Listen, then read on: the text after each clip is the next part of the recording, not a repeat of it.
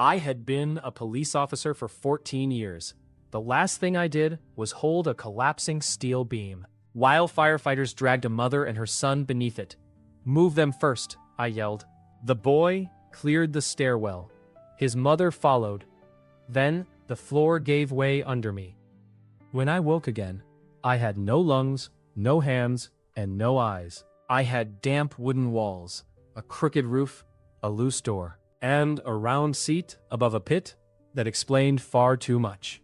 Before I could finish denying the obvious, an old man opened the door, scratched his stomach, and started untying his belt. "Sir, I used to carry a badge.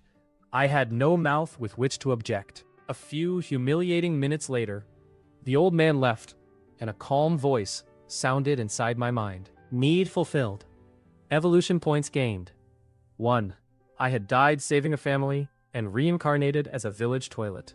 Apparently, usefulness was how I leveled up. If a god had arranged this, we were going to have words. That was how Mark Hale, 36 years old, former police sergeant, and one of the most experienced officers in his unit, began his second life on the edge of Dun Hollow Village. For the first hour, anger kept him occupied. By the second, professional habit took over. Mark had spent too many years arriving at scenes where panic made people useless. The first job was always to establish facts. His new senses were strange, but they were not blind. Every connected board told him about pressure, vibration, strain, moisture, and the position of his own material. The exposed surfaces of the wood also produced a shallow field of light and color around him. More like a blurred panoramic reflection than human eyesight. Within a few yards, he could distinguish faces, clothing, movement, and broad colors. Fine detail disappeared quickly with distance. His body consisted of 12 main wall planks, a slanted roof, a door, a seat frame, 2 rotten support beams, iron nails, 1 surviving hinge, and a narrow strip of foundation wood sunk into the ground beside the pit. Deep inside the oldest frame, he also felt something different from wood. A hard, smooth point, no larger than a plum. His awareness seemed anchored around it. The first time he tried to push that point through the surrounding grain, his entire perception so violently that he stopped. He had no name for it yet. The pit, mercifully, did not seem to count. As part of him, he found the single evolution point, waiting like a number at the edge of his awareness. When he focused on it, vague possibilities unfolded. Greater control, stronger binding, finer shaping, better awareness. He chose control. The result was unimpressive. 1 plank near the door twitched. Mark tried again. The door moved inward by the width of 2 fingers. He concentrated until the hinge groaned, and managed to pull the door shut. The rotten lower board tore loose, hit the frame, and fell outward into the mud. Mark focused his diffuse awareness on the fallen board. Perfect. I have achieved police work's ultimate form. I can close a bathroom door badly. Footsteps returned. The old man came around the corner carrying a small wooden bucket. He stopped when he saw the fallen board. He had a narrow, sunburned face, heavy white eyebrows, and a mustache wide enough to deserve its own address. 2 fingers on his left hand ended at the first knuckle. Old workshop injuries. His wool shirt had more patches than original cloth. He set down the bucket and frowned at the damage. "I was careful," he muttered. Mark put every scrap of control into the remaining door. It swung inward and struck the wall with a sharp bang. The old man froze. Mark pushed it shut again. The old man slowly looked over one shoulder toward the village. "Mira," he called. "Either the privy is haunted, or your grandfather is finally losing his mind. Bring the hammer."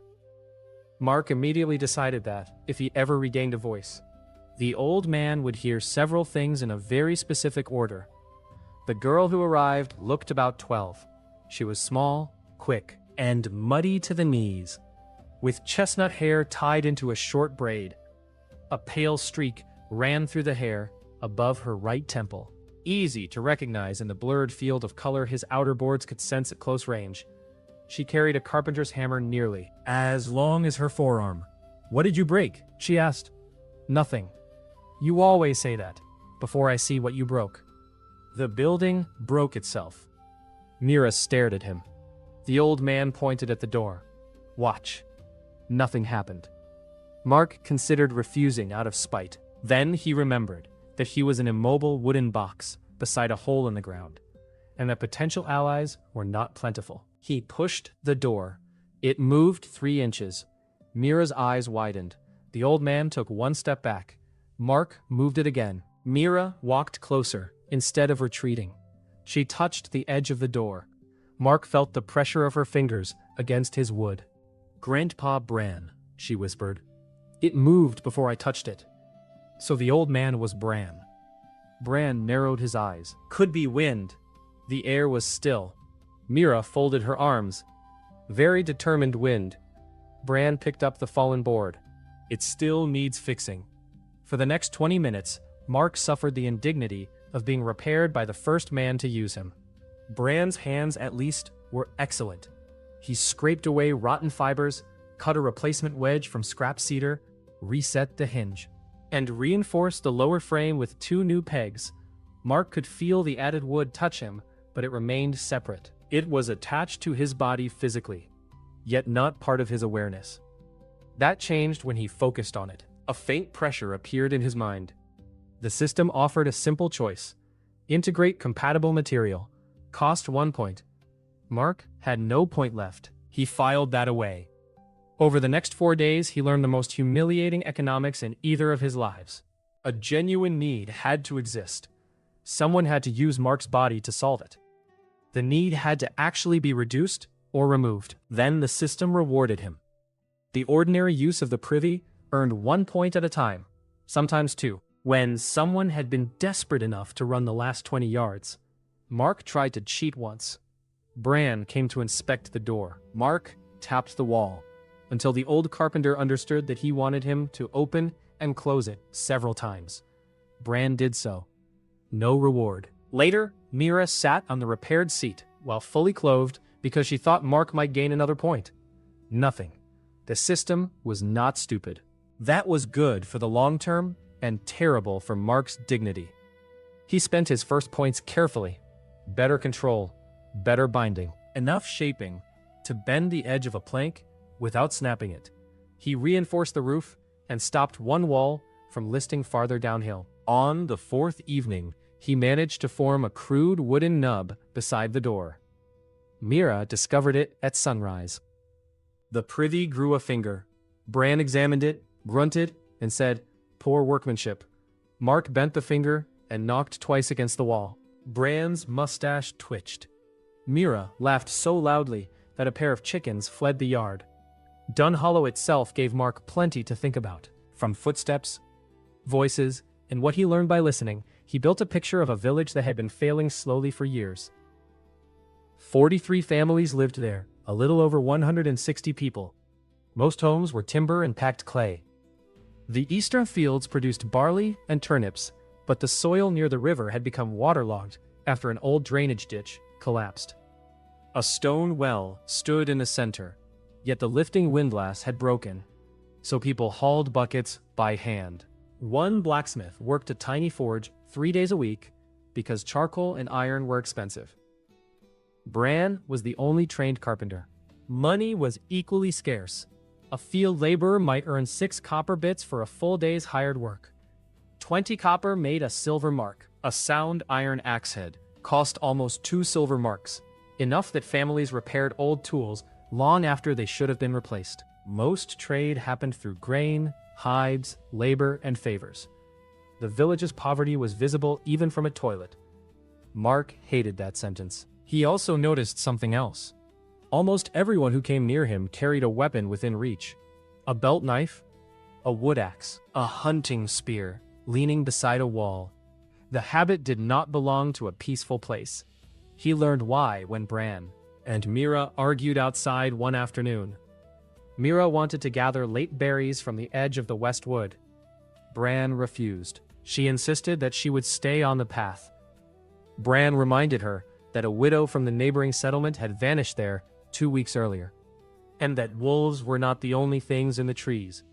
Mark listened to Mira kick a stone into the grass. A police officer learned to recognize the sound of a child losing an argument she intended to revisit later. So he could tell Bran that his granddaughter was definitely going to the woods. 2 hours later, Mira slipped past the privy with a woven basket. Mark hammered his little wooden finger against the wall hard enough to splinter it. She looked over. "I will be back before dark." Mark hit the wall twice. "No. Grandpa worries too much." 2 hits. "You worry too much too." 2 hits. Mira smiled, lifted the basket, and left anyway. Mark spent the next hour discovering that being right was considerably less satisfying when he could not move. Clouds rolled over the valley before sunset. The first thunderclap shook his roof. Wind bent the grass flat and drove cold rain against the west wall. Dunhollow's lanes emptied in minutes. Then Mark felt small, fast, uneven footsteps. Mira burst through his door soaked to the skin. Her braid had come loose. Blood marked one knee where she had fallen. "Do not say it," she gasped. Mark shut the door behind her. "One knock. Yes, one knock. I said I know." He would have enjoyed the victory more if the storm had not been getting worse. Mira crouched inside, while rain hammered the roof. She had lost the berry basket. Mark felt her back press against one wall each time thunder cracked. She was trying not to show that she was frightened. A deep splitting sound came from the slope behind him. Mark recognized it instantly. Tree failure. The trunk hit the ground first. Branches tore through brush. One heavy limb, thicker than Bran's torso, came down toward the privy roof. Mark had no time to think about dignity, reincarnation, or whether a wooden toilet could be brave. He had a civilian inside him. That part was simple. He spent every stored point at once. Control surged through his frame. The front wall tightened. 2 roof planks bent inward and locked against each other. The crooked support at the rear twisted until its grain aligned with the falling load. Mark tore the new cedar repair loose from the frame, forced the system to integrate it, and turned it into a diagonal brace. The branch struck. The entire structure slammed 3 inches into the mud. One roof board cracked. The door blew open. Mira screamed and covered her head. Mark felt the rear wall bow until fibers began to separate. He shifted strain toward the front posts. One nail ripped out. He folded the seat frame upward and drove it against the sagging roof like an internal prop. The branch settled. Nothing collapsed. Mira looked up. Rain came through a narrow crack, dripping onto her nose. The rest of the roof held. Mark kept every board locked until Bran and 3 villagers arrived with axes and ropes. They cut the branch away in sections. The moment its weight left his roof, Mark felt a reward so large that he almost missed Bran dragging Mira into a hug. The system spoke. Life-critical need fulfilled. 1 person protected. Evolution points gained. 64. Mark had never liked any number more. He did not spend the points immediately. He was too busy understanding what they meant. The system had never cared that he was a toilet. It cared that his body had solved a real need. Useful work counted. Protection counted more. He did not have to wait for decades while the entire village took turns visiting him. He simply had to become useful. For the first time since his death, Mark had a plan that did not involve murdering a god of reincarnation. The next morning, he used the reward to build 2 actual jointed fingers, instead of the crude nubs he had managed before. They were ugly, jointed strips of cedar, running from the side wall, but they could pinch, curl, and point. Mira sat in the grass, watching them move, while Bran replaced the storm-damaged roof. Mark tapped once. Mira had already learned the code. "Yes?" He tapped once. She grinned. "You are happy?" He tapped once again. Then he scratched a line in the dirt. Mira handed him a thin piece of charcoal. His first attempt looked like the handwriting of a drunk spider. He had enough fine control to drag the charcoal across a flat plank Bran placed beside him. M-A-R-K. Mira read it twice. "Mark, is that your name?" 1 knock. She ran for Bran. By midday, half of Dunhollow had gathered around the privy. The reaction was not universally friendly.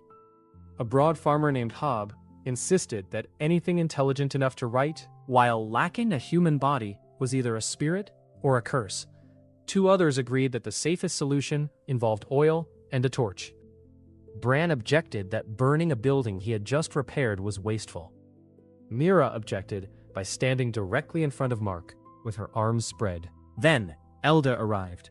The village headwoman was a tall woman in her early 50s, with ash blonde hair braided down her back, and a heavy ring of iron keys at her belt. She wore a blue-gray work coat patched at the elbows, and she had the unnerving habit of letting other people finish shouting before she spoke. She asked Mira what Mark had done during the storm. She asked Bran whether any trick could explain the moving boards. Then she asked Mark whether he understood them. She asked whether he intended to harm anyone in Dunhollow. 2 knocks. Hob muttered that a demon could lie. Mark could not argue with that. At the edge of the crowd, an elderly woman named Tessa was struggling with a full water bucket.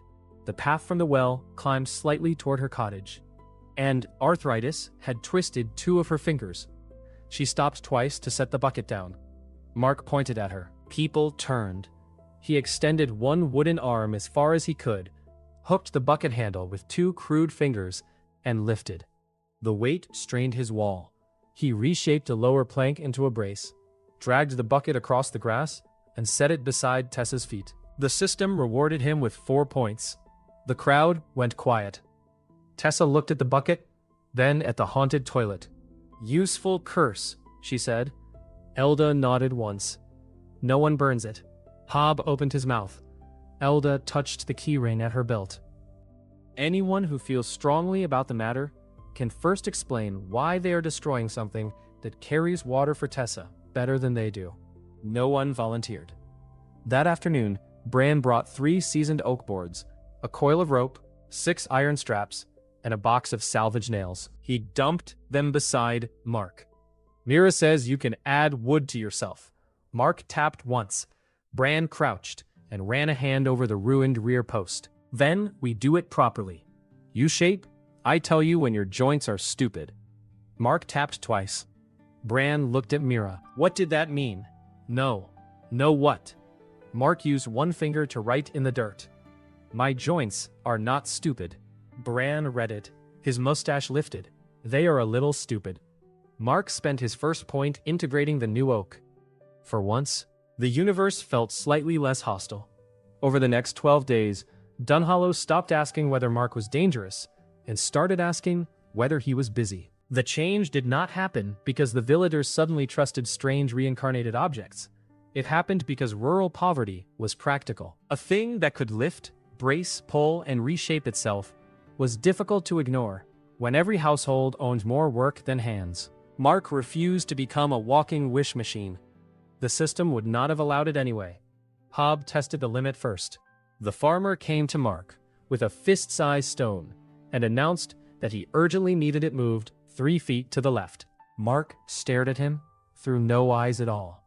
Hob pointed. Real need. Very serious. Mark moved the stone. Nothing happened. Hob frowned. Maybe another foot. Mark threw the stone into his cabbage patch. That produced no points either, but it was more satisfying. Genuine work behaved differently. A farmer named Corin had been trying to break the hardened strip beside his turnip field with a shovel whose iron edge had cracked. Corin worked fields most of the year and hunted deer through winter. A longbow and a bundle of carefully repaired arrows hung beneath his porch roof. Mark would later learn that the quiet farmer was the best shot in Dunhollow. For the moment, the problem was dirt. Mark could not manufacture an iron blade, and his first attempt at shaping himself into a digging tool was embarrassing. He flattened one oak board, reinforced the grain, and made something halfway between a paddle and an oversized spoon. Bran looked at it for a long moment. That is the worst shovel I have ever seen. Mark scratched a reply into the dirt. Use it. Corin did. The broad wooden edge could not cut roots well, but Mark adjusted the angle as the farmer pushed, stiffened the shaft during each stroke, and curled the tip around stones. Together they opened the drainage trench before sunset. The system awarded 9 points. The next morning, Mark made a better shovel. He learned an important distinction from that job. He did not need to perform all the labor himself. His body had to be the thing through which the need was meaningfully solved. Corin's muscles supplied force. Bran had taught Mark the proper angle. The reshaped board did the digging. The system counted it. That allowed cooperation, which mattered because Mark was not an engineer. He knew how to force open a jammed door, stabilize a wrecked vehicle long enough for medics to work, and use leverage under pressure. He did not know the correct pitch for a water wheel or how much flex a cart axle should have. Whenever his imagination outran his knowledge, Bran brought it back to Earth with insulting accuracy. A merchant's handcart demonstrated the point. Its left wheel sank to the hub in mud near the western lane. 4 men pulled at the handles and made the rut deeper. Mark crawled as far as his attached lower supports allowed, stretched one beam under the axle, and tried to lever it upward. The beam cracked. Bran slapped the side of Mark's wall. "You put the grain the wrong way." Mark wrote, "I know now." Wonderful. Learning through destruction. My favorite expensive method.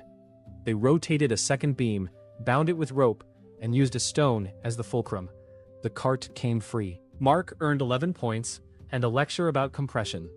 His body slowly stopped resembling a place anyone wanted to use. That created a problem. Dunhollow still needed a privy on the southern edge, and the original pit was one of only 3 shared sanitary sites, serving the poorer cottages. Mark could not simply crawl away and leave a hole surrounded by scraps. The thought irritated him for reasons beyond practicality. His first form had trapped him. If he wanted to abandon it, he would do so after replacing the service it provided, not by making everyone else worse off. So Mark set himself a goal: build another toilet. Bran found this deeply amusing. "Our toilet wants to build a toilet." Mark bent one finger into a rude gesture. Mira stared at it. "What does that mean?" Bran coughed. "Carpenter's sign. Means he respects my craftsmanship." Mark immediately used the same finger on Bran. The replacement took 4 days. Because they refused to waste good timber, Bran salvaged planks from an abandoned goat shed.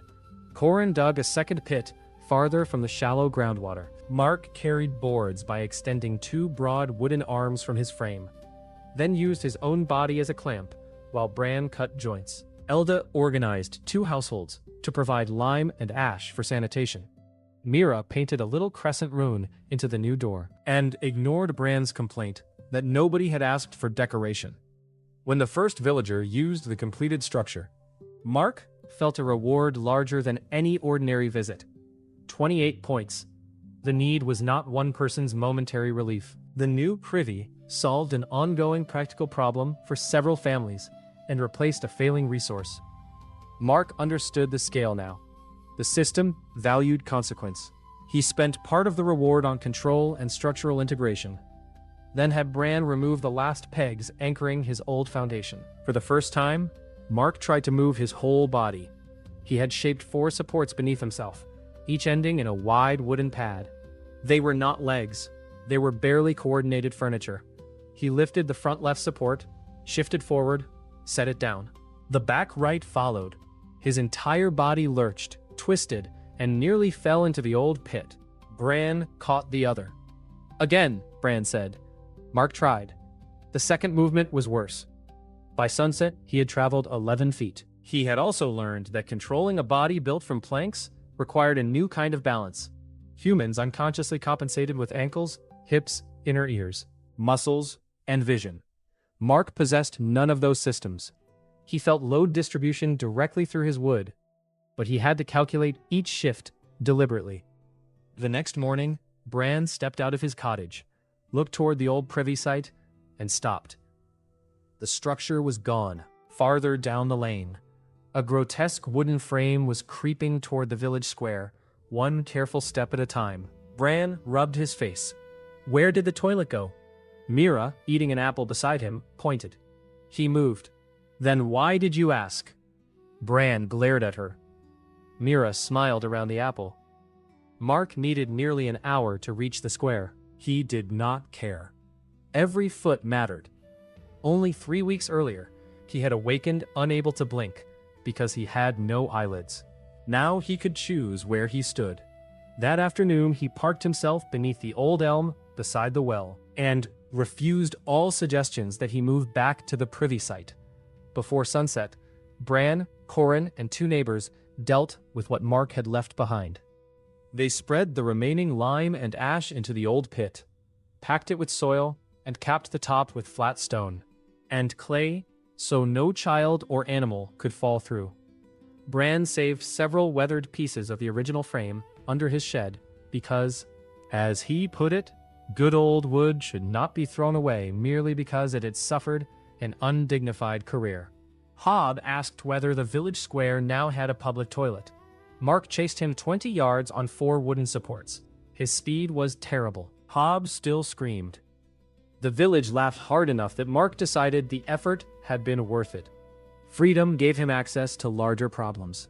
He learned to become a temporary carrying frame for sacks of barley. He reshaped his lower body into a sled to drag firewood. He extended 2 rails and a flat platform when a mason fell from a roof, allowing the man's friends to carry him to Tessa, who knew enough herbcraft to set the broken leg. That rescue earned 37 points, because the injured man might have worsened his fracture if carried badly. Mark's former training helped more often than he expected.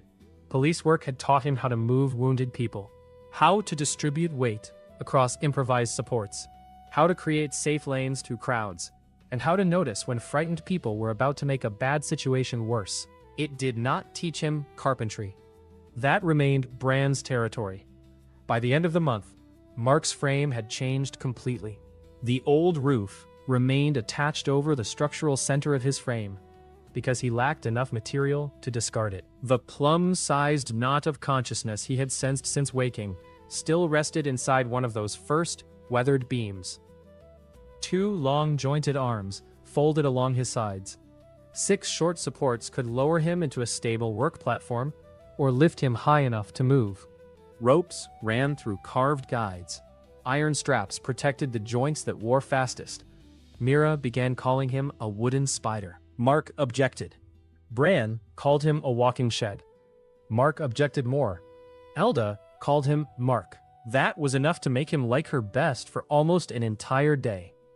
Then she put him to work, hauling stone. Dunhollow's broken well windlass needed a new support post. The old one had rotted where rainwater collected at the base. A replacement oak trunk lay half a mile away after villagers cut it in the West Grove. But dragging it home would take most of the village's working men. Elda had 6 people available. Everyone else was harvesting late barley before the next rain. Mark studied the trunk and understood the problem. He could not simply integrate it. The wood was too large, green, and useful as a village resource.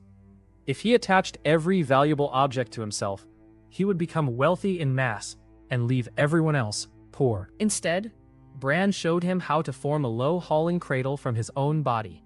2 wide runners took the load. Rope loops distributed pressure. Mark used 4 supports to push while the villagers pulled. They brought the oak into Dunhollow before dusk. The work earned 19 points. The repaired windlass saved hours of labor every week, but Mark earned no reward for it. Because his body was not part of the completed mechanism, Bran and the smith had built it from ordinary materials. Mark considered that fair. The system rewarded what his body did, not every good idea spoken near him. That distinction kept the village from becoming dependent on him for everything. It also meant his next goal required direct participation. He wanted a voice. Writing worked for simple matters. It was miserable during emergencies and slow even in calm conversation. Mark could shape wood precisely enough to make crude moving parts, but no arrangement of boards created human speech by itself. Bran told him what he needed after 3 failed experiments. Air, something to squeeze it, a narrow throat, a vibrating bit, a chamber to shape the sound. Mark wrote, like bellows, like a very ugly pair of bellows that learned to complain. Dunhollow's blacksmith, Sen, became involved because Bran refused to build the delicate hinge assembly alone. Sen was a thick-armed man with a shaved head, and soot permanently trapped in the lines of his hands. He spoke little and charged for iron, even when helping a living building. Iron is iron, he explained when Mira protested. A narrow strip cost Mark's project 8 copper bits. 2 tiny hinge pins cost 3 more. Elda paid from a common repair fund only after Mark agreed to haul stone for the new drainage ditch. The leather came from a hunter who had an old deer hide too scarred for sale. Bran cut flexible membranes. Sen made a reed. Mark integrated the outer frame and learned to compress an internal wooden chamber like a chest. The first test attracted 20 people. Mark forced air through the reed. A sound came out that resembled a dying bull being dragged across a sawmill. Mira ran behind the well. 3 chickens launched themselves through Hobbs' open window. Bran nodded thoughtfully. Almost. Mark wrote one enormous word in the dirt. Liar. The second attempt sounded like a goat with a respiratory infection. The third produced a rough vowel. The fourth made Bran's mustache lift. Over 3 days, Mark learned to shape pressure, tighten the leather membrane, alter the resonating chamber, and coordinate movement fast enough for syllables. Speaking required more conscious effort than walking. Every word felt like operating a hand pump while playing a bad flute. Mira stood directly in front of him for the first intelligible sentence. Say something, she demanded. Mark had considered many possibilities. I am Mark. It is good to hear my own voice. Instead, he turned his crude head opening toward Bran. I heard everything. The voice was deep, wooden, and slightly breathy, but the words were clear. Bran went still. Mira covered her mouth. Mark continued, slowly, because the reed threatened to squeal. Every. Bran's eyes widened. He turned around without speaking.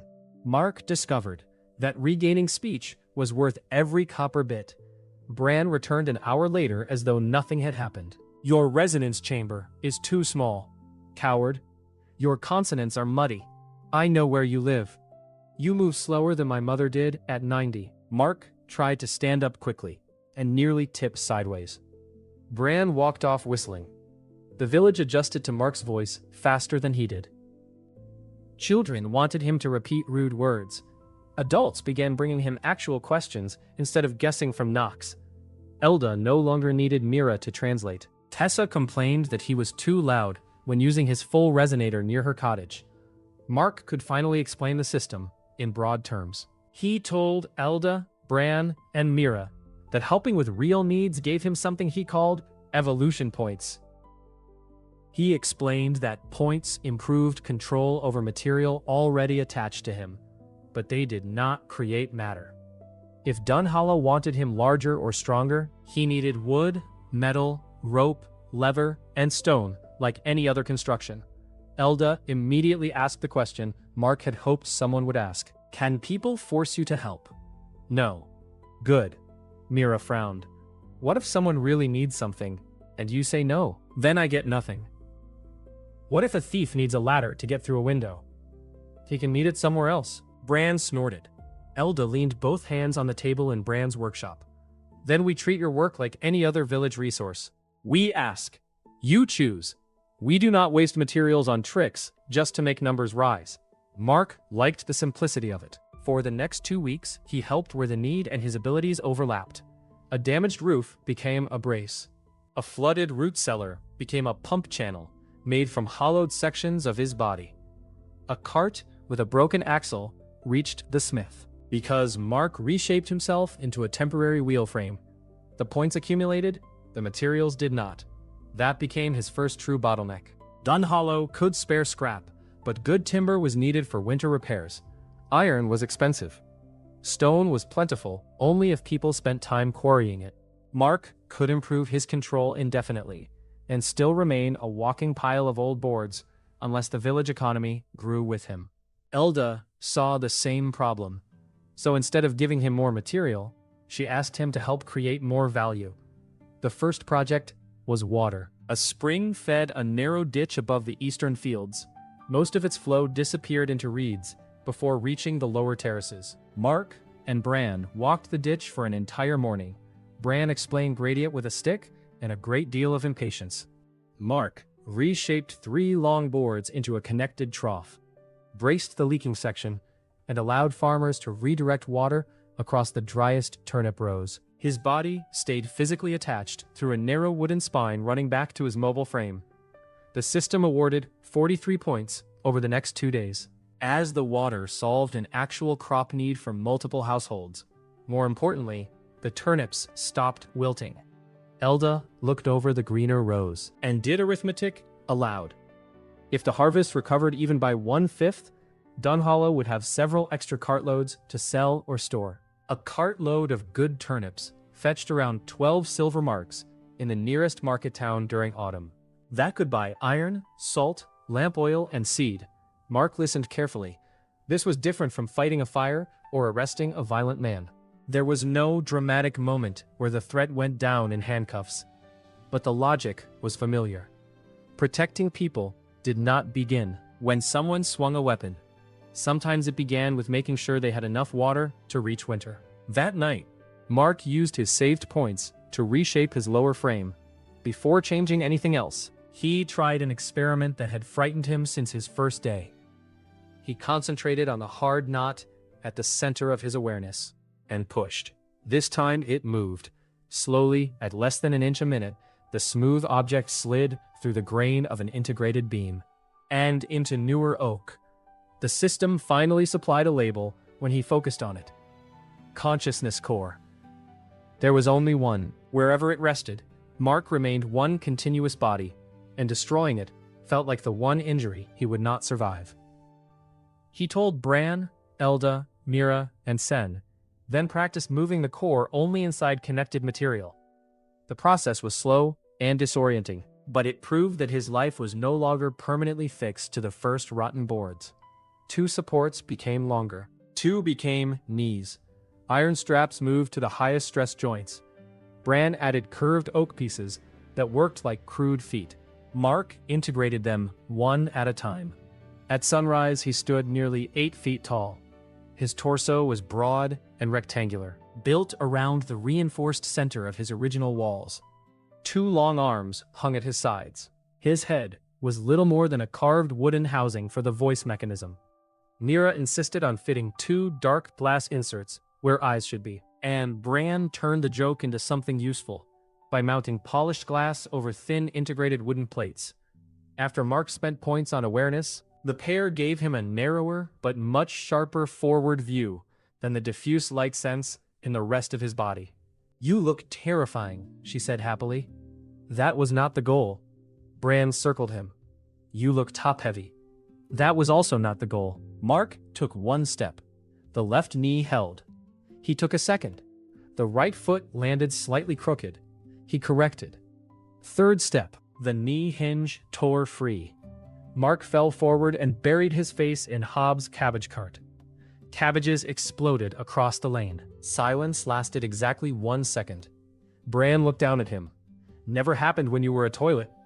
Mark lifted his face from a split cabbage. "I was a man before that." Was. Mira sat in the road and laughed until she could not breathe. Mark spent the afternoon repairing his knee and planning revenge. Human-shaped did not mean human-capable. Mark spent 9 days learning that distinction. His new form had 2 legs, 2 arms, a head, and enough proportions to resemble a person from a distance. Up close, nobody would mistake him for one. His torso was layered dark oak reinforced with black iron bands. Weathered wood from his first body remained across the chest because Mark refused to discard material that had survived the storm. His face was a simple carved mask around the voice box. Mira's 2 pieces of blue bottle glass sat in recessed sockets, giving him an oddly watchful expression. His whole connected body still supplied pressure, vibration, and a blurred sense of nearby light, while the glass eyes gave him focused detail at distance. Losing them would impair his aim, not blind him completely. He stood a little over 7 feet 8 inches tall when fully upright. Bran claimed the extra height was compensation. Mark asked what he meant. Bran became very interested in a hinge. Walking improved once they widened the feet and lowered the densest iron closer to his hips. Fine manipulation took longer. Mark could turn his right hand into a clamp, a hook, or 3 thick fingers. 5 human-like fingers were possible, but keeping all of them coordinated while walking made his left knee forget its job. The body became useful before it became graceful. He could carry 2 sacks of barley without tiring. He could hold roof beams in place, while carpenters pegged them. He could brace a wagon, while Sen changed a wheel. When a farmer needed a stump removed from a field, Mark wrapped both arms around the root ball, locked his legs, and acted as a living winch, while 4 men hauled on ropes threaded through his shoulders. Every job earned points, according to actual value. Small help brought little. A dangerous lift earned more. Work serving several households could produce dozens over time. Mark saved most of it. He had begun to understand another limit. Points improved control, speed, efficiency, and how much force his integrated material could tolerate before failing. They could not make rotten pine stronger than sound oak by magic. If he pushed beyond the material, it still cracked. Iron still bent. Rope still frayed. That made maintenance part of survival. Bran loved this fact. Even immortal haunted furniture needs a carpenter. I am not immortal. Then my rates just went up. The conversation ended when a horn sounded from the eastern fields. One long blast, too short. Mark knew the village signals. Animal threat. He was moving before Mira reached the workshop door. Dunhollow's eastern lane opened between a grain shed and a low stone wall before descending toward the fields, and found people running uphill. A woman carried a toddler under one arm. 2 boys abandoned a basket of turnips and sprinted after her. Farther down, Corin was waving both hands and shouting for everyone to get away from the barley. Mark saw the threat through vibration first. Heavy impacts. Multiple bodies. Then the creatures came through the hedge. Tusk boars looked close enough to ordinary wild pigs that the difference became horrifying only. When scale registered, the smallest stood as high as Mark's hip in human form. Their shoulders were knotted with muscle beneath coarse black bristles. Pale tusks curved forward from long jaws, thick enough to split a man's thigh. 7 adults pushed into the lower field. An 8th followed. The leader was enormous, nearly the size of an ox, with scarred gray hide along its shoulders and 1 broken tusk. It shoved through the hedge, instead of using the gap, uprooting 2 posts. Mark stopped at the top of the lane. His old instincts returned with almost comforting clarity. Threat, civilians, terrain, available personnel, escape routes. The worst thing he could do was rush downhill and turn the whole field into a chaotic fight around fleeing villagers. He caught Elda as she came from the square and gave orders quickly. Children and anyone unable to fight were to use the stone root cellars beneath the western cottages. No one crossed the eastern lane after the second horn. Hunters were to gather behind the grain shed with spears and bows. Carts would block the 2 side tracks, so the animals had one obvious route uphill. Elda did not waste time asking why. She repeated the instructions louder and assigned runners. Mira appeared with Bran and started toward the grain shed. Mark pointed west. Cellar. I can carry arrows. Cellar. Her mouth tightened. Mark lowered his voice. I need to know where you are. That reached her. Mira ran west with the other children. Bran looked toward the boars. What do you need? 2 carts, crosswise. Leave 6 feet between them. Bran's eyes flicked down the lane and understood. A funnel. Exactly. Because they had practiced fire drills since Mark started helping with construction. It was not a battle plan, but organized movement mattered. 2 empty farm carts were overturned between the stone wall and grain shed. The gap between them created a narrow channel toward the village square. The first boar hit the lower fence. Wood snapped. 3 more followed. Mark walked down the lane alone. He did not have a sword. The sword required good steel Dunhollow could not spare, and Mark had no reason to imitate a knight. His left forearm widened. As he moved, oak plates slid over each other and locked into a broad shield. reinforced by 2 iron straps. His right arm shortened and thickened. Behind him, 5 hunters took positions around the grain shed. Corin and Hob held long boar spears. Sen carried a smithing hammer, because apparently that was his answer to most problems. Mark stopped 20 yards from the leader. He hit his shield with his right fist. The sound carried across the field. The gray boar looked up. Mark hit it again. Come on. The animal charged. It covered the ground faster than its size suggested. Mud kicked from beneath its hooves. The smaller boars scattered aside as their leader lowered its head. Mark set his feet. He angled the shield rather than meeting the tusks squarely. He wanted the animal redirected toward the funnel. The impact felt like a wagon dropped from a roof. His left foot dug a trench through the mud. 1 iron strap snapped at the rivet. 2 oak layers split. Mark's torso rotated 40 degrees before his rear foot caught. The boar's tusk scraped along the shield and drove into the side of the cart behind him. Mark staggered away. His first estimate had been wrong. The leader was stronger than his current body could stop safely. And Mark adjusted his plan around that fact. He reshaped while moving. Broken shield layers folded back into the forearm. The right hand flattened into a hook. He had planned to use a simple bow mechanism built into the arm. But a weapon that could kill an ox-sized animal needed more draw weight than his joints could hold while mobile. So he changed the plan. Corin, spear line, do not throw. The hunters shifted behind the carts. The leader ripped its tusk from the wood and came again. Mark retreated through the 6-foot gap. The boar followed exactly as he hoped. Its shoulders brushed the overturned carts, forcing it to stay straight. The smaller animals milled behind it, unable to pass. Mark waited until the leader crossed the midpoint. Then he changed his left arm again. Instead of a shield, 3 long oak ribs expanded sideways and hooked around the cart frames. His body became a movable crossbar behind him. The boar struck. This time, Mark did not try to absorb everything with his own feet. The force traveled through his arms into both heavy carts, then through their frames into the stone wall and grain shed foundations. The entire barricade jumped. 1 cartwheel shattered. Mark's shoulder cracked loudly, but the boar stopped. For less than a second. That was enough. Corin and Hob drove their spears from either side through gaps between the carts. The leader jerked sideways. 1 spear glanced from the thick shoulder hide.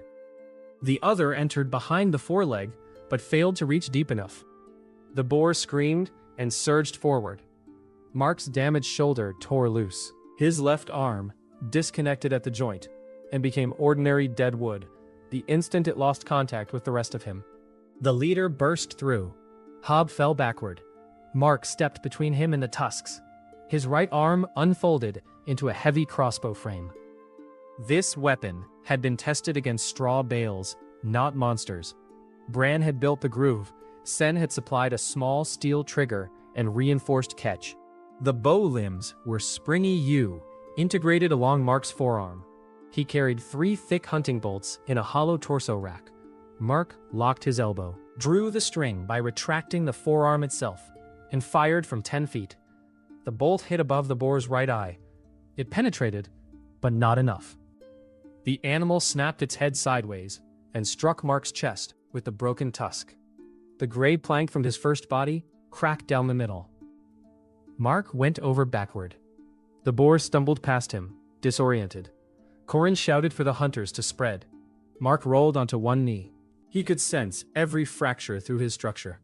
Left shoulder gone, 3 torso boards damaged, 1 hip pin bent. His right arm crossbow still functional. He could also sense Hob crawling away behind the carts. No civilian directly in the lane. Good. Mark loaded the second bolt. The boar turned toward Corin. Mark fired into the back of its front leg. The animal collapsed on that side. Corin did not hesitate. He stepped inside the sweep of the tusk and drove his spear down behind the jaw. 2 other hunters joined him. The leader thrashed, hard enough to crack the spear shaft, then finally stopped. The field became strangely quiet. Then, one of the smaller boars rammed the barricade. Mark looked downhill. 7 remained. Right, he said through a voice box that had lost half its resonance. Forgot those. The leader's death changed the herd's behavior. The smaller animals were dangerous, but no longer focused. 2 fled through the broken hedge. 3 tried to force the carts. The hunters used the narrow gap to keep them from surrounding anyone.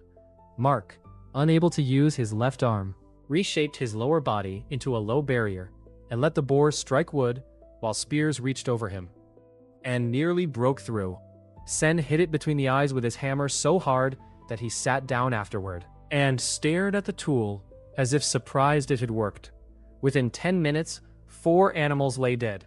The rest fled east. No villager had been killed. Hobbs' thigh was bruised where a cart beam struck him. Corin had a shallow cut along one forearm. Mark looked as though someone had tried to dismantle him with an axe. The system waited until the immediate danger ended. Then the reward came in layers. Lives protected, crops protected, community food supply increased, large-scale need fulfilled. 486 evolution points. Mark stood motionless. Bran approached, saw the broken shoulder, the cracked chest, and the detached arm lying in the mud. Mark looked at him. I just helped kill an ox-sized boar, and now I have to fix your shoulder. Bran prodded the bent hip pin.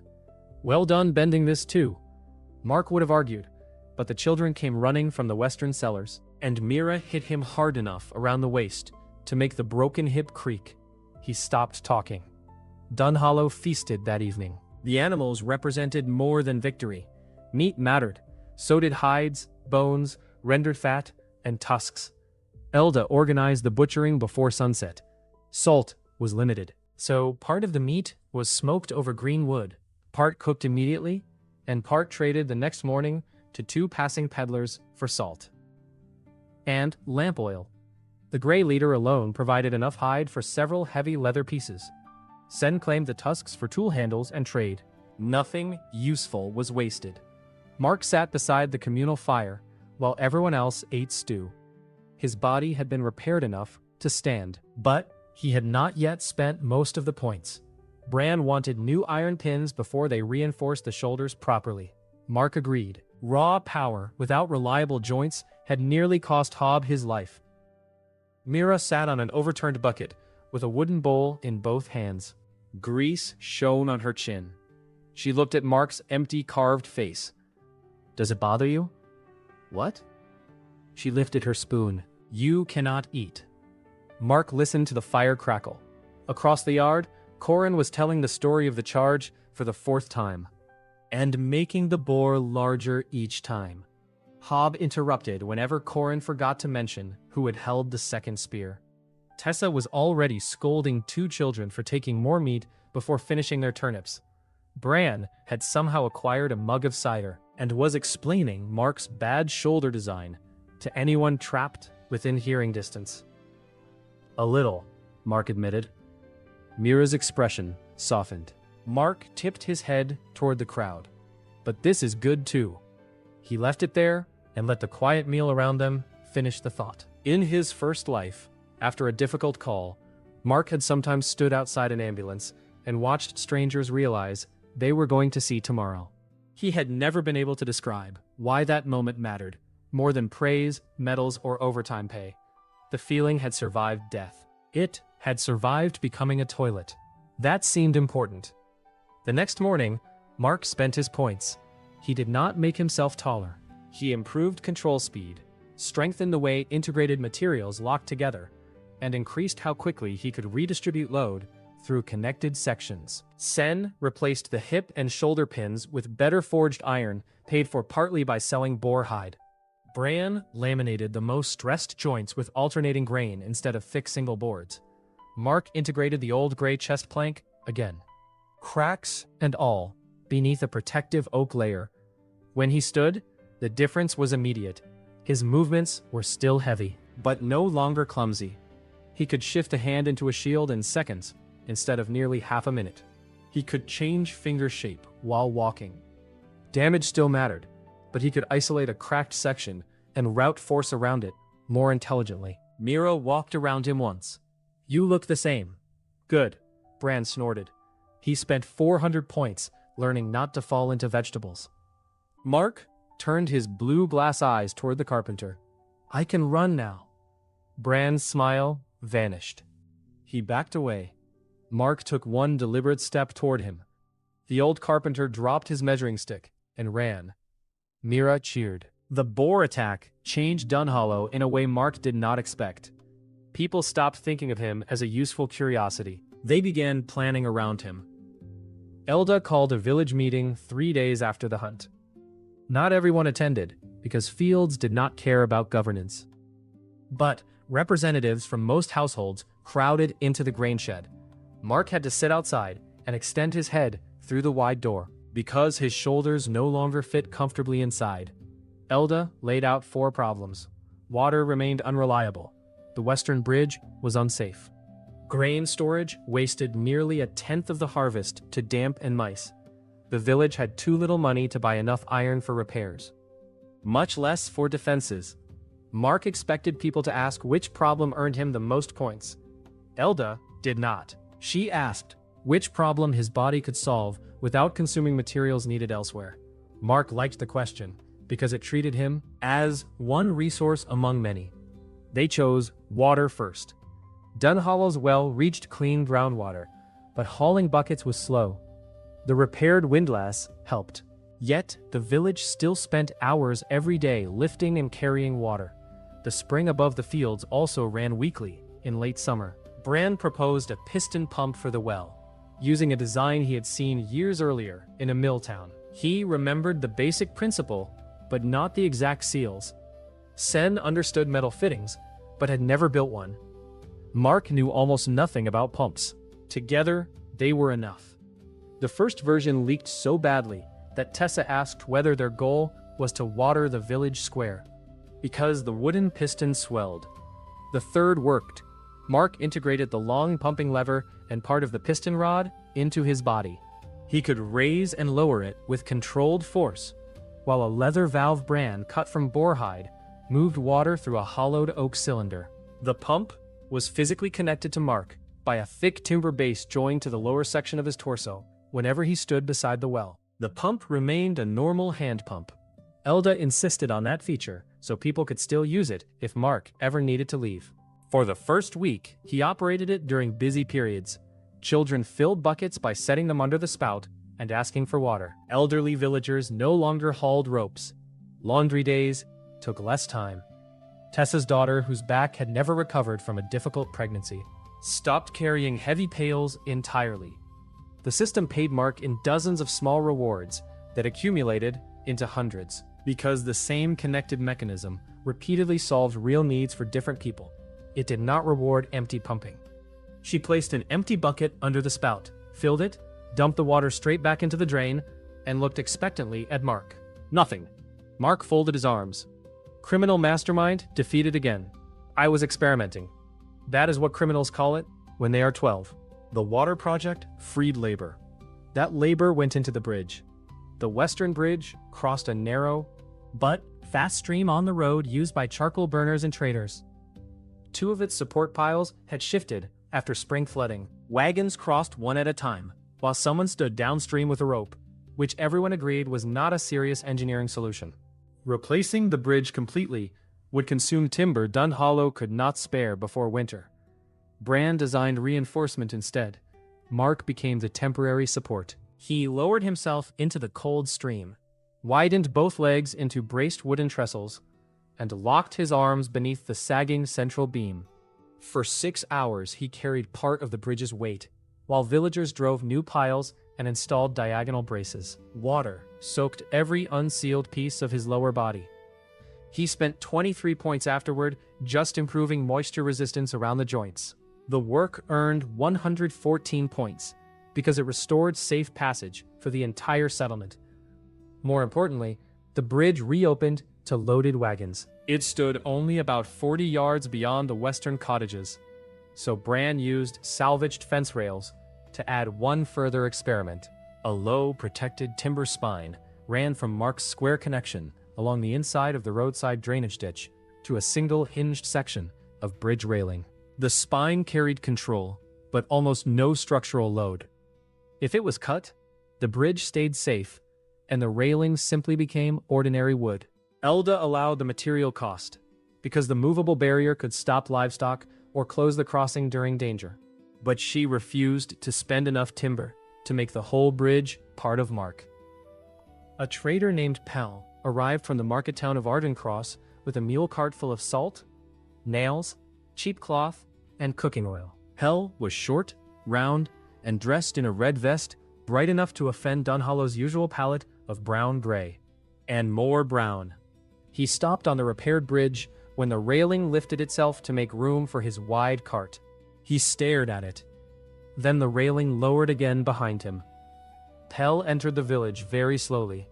At the square, Mark was connected to the pump while also holding a roof beam for Brand's repair crew. A narrow, integrated rail linked his lower frame to a movable barrier beside the grain shed.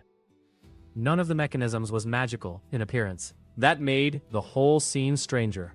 Pell got off his cart. Which one is the famous living artifact? Mark turned his wooden head. Me. Pell looked at the pump handle moving by itself. Then at the beam Mark held.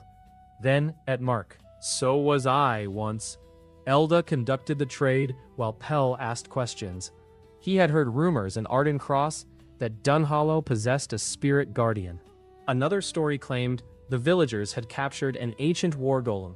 A third claimed Bran had built Mark after drinking cursed brandy. Bran took personal offense only at the implication that he needed cursed brandy. Pell's visit mattered because he brought prices and news. The turnip recovery and boar products had given Dunhollow surplus to sell.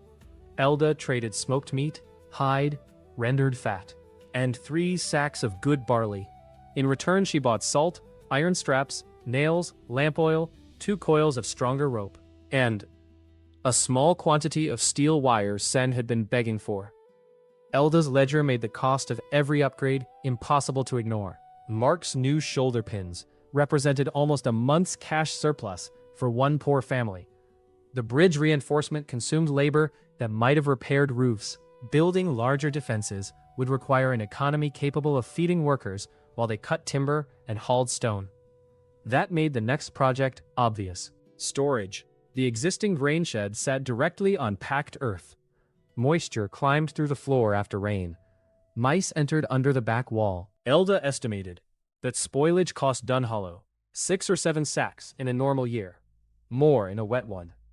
Mark could not produce grain. He could reduce waste. Bran designed a raised floor on stone piers. Hob and Corin quarried flat rocks from the stream bank. Mark became a lifting frame, raising each section while people placed supports. Sen made mesh from thin scrap to cover ventilation openings. Tessa contributed dried mint and bitter herbs that discouraged pests. Mark integrated one long structural beam along the warehouse wall, allowing him to feel shifts in the building and close wooden vent shutters during storms. Because his body formed part of the completed storage system, successful protection of the harvest counted as ongoing assistance. The reward arrived gradually, not all at once. So did the economic benefit. Elda started keeping records on a slate in Bran's workshop. Mark watched the numbers change. More water meant better vegetables. Better storage meant less spoilage. The repaired bridge meant traders could arrive with heavier loads. More trade meant Sen had iron. Better tools meant more timber as stone could be processed. It was the first time Mark understood what his evolution could become. He did not have to grow by consuming the village. He could help the village produce enough to grow with him. The workshop came next. Bran's old shed had 1 bench, 2 saws, a brace drill, and barely enough room to turn around. Mark had broken enough joints by then to understand that better fabrication mattered. As much as more points.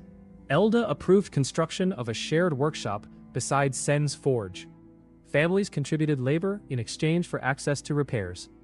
Pell agreed to bring 2 better files and a set of small drill bits on his next trip if Dunhollow paid half in grain and half in charcoal. Mark became part of the building. He integrated the main overhead lifting rail, 1 adjustable workbench frame, and the heavy front doors. A thick wooden spine ran beneath a covered walkway back to his central platform in the square, keeping every piece physically connected. The connection was only the width of a beam in places, but it was continuous. Bran made Mark state the limitation aloud before they expanded the network. Those narrow spines were nerves, not pipes. They could carry Mark's awareness and control, but a wall panel could not somehow squeeze through one. Large sections had to remain where they were, fold on hinges, or move physically along rails, carts, winches, and broad prepared paths. When Bran cut one section experimentally, Mark instantly lost awareness of everything beyond the break. The overhead rail froze. The detached workshop pieces became normal wood and iron. Bran rejoined the beam. Mark integrated the connection again, and control returned. That test settled the rule for everyone. Mark had one physically continuous body. He possessed no invisible range, no remote puppets, and no second self waiting beyond a severed beam. Elda had the connection beams painted with broad white bands so nobody accidentally chopped through them for firewood. Hob asked whether Mark could place a hand in every house and spy on people. Mark answered that he could, but then Hob would have to provide the timber. Hob stopped asking. The joke turned on Mark 2 weeks later. A tavern owner named Jory needed benches. Timber was short, so Bran built one long seat. As a permanent extension of the covered walkway along the square, it happened to connect to Mark's workshop spine, making the bench part of Mark whenever integrated. One evening, a farmer named Daniel sat there after too much cider and leaned toward his friend. "Do not tell anyone," he whispered. "I stole Widow Fenn's red hen yesterday. Bird kept eating my seed." The bench beneath him spoke. "Return it." Daniel jumped high enough to spill his drink. "In my previous life, I was a police officer." Daniel stared at the empty bench. His friend slid away from him. The next morning, Widow Fenn found the red hen tied gently beside her coop, with a bag containing 2 handfuls of barley as apology. After that, villagers developed a new habit before discussing anything private in the square. "Mark, are you this table?" "No." "The wall?" "No." "Part of it." "The barrel? Why would I be the barrel?" "I'm checking." Mira found the whole thing hilarious. Elda found it useful. Bran started telling people that confession was cheaper than fines. 6 weeks passed from the boar attack to the first frost. Dun Hollow changed visibly. The main lane, once a trench of mud, gained stone drainage channels. The repaired bridge carried loaded carts. The well pump reduced water labor. The eastern troughs kept late crops alive. The raised grain store remained dry through 2 heavy rains. The shared workshop produced stronger cart fittings, replacement tool handles, shutters, and eventually, the first standardized iron joint plates for Mark. New trade followed function. Pell returned twice. A charcoal buyer stopped for the night and purchased food. 2 families from a poor hamlet upriver brought wool to exchange for Sen's repairs. Jory's tavern, previously 3 tables and an argument about watered ale, began keeping a pot of stew ready for travelers. Elda used the extra silver cautiously. The village fund bought seed first, salt second, iron third. Decorative improvements came nowhere on the list. Mira tried to add curtains to Mark's workshop door. Elda made her use scrap cloth. Mark's own body expanded only when the village could afford it. He absorbed old beams, replaced during repairs. Selected fresh timber that Bran approved. Iron straps Sen forged, stone footing blocks, leather, rope, and a few brass fittings Pell sold cheaply. Because they were mismatched, he became less a walking wooden man and more a network with a human-shaped center. During quiet hours, he gathered the movable sections stored around the square into the 7-foot body. The pump, workshop rail, bridge barrier, grain shutters, and other remote mechanisms kept their own assigned material and remained attached through fixed control spines. When a distant position needed reinforcement, panels had to slide there on prepared rails, swing on hinges, or be carried by people. Mark could coordinate the movement, but he could not pass a cart-sized beam through a wrist-thick connection. The first time he moved the bridge barrier from the square without walking there, Mira looked down the road and whistled. "You are getting big." The The bridge is still only one bridge. You used to be one toilet. Mark had no answer to that. Pell brought darker news with his third visit. He arrived near sunset with only one mule instead of two, and a fresh cut across his red vest. Elda noticed immediately. Mark noticed the way the trader checked the northern road twice before unloading. Pell said the roads beyond Arden Cross had become dangerous. 3 small settlements north of the market town had been raided. One was abandoned. Caravans were traveling in groups when possible. A merchant from the northern city of Vare had reported unusually large beasts near the old stone road, and a collapsed bridge farther into the hills. Bandits? Mark asked. Some. Monsters too, they say. Hard to know which rumor has teeth and which one drinks at Jory's.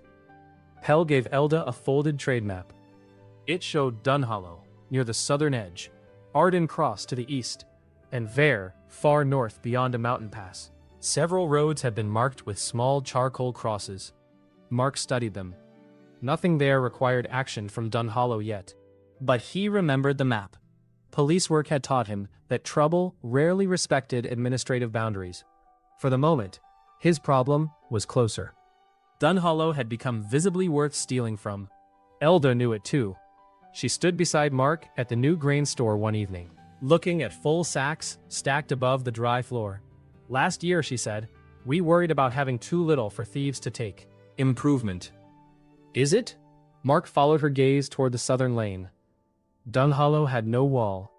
The gate was a symbolic pair of posts. Hunters could deal with wolves and boars, but organized men would see grain, iron, animals, tools, and traders.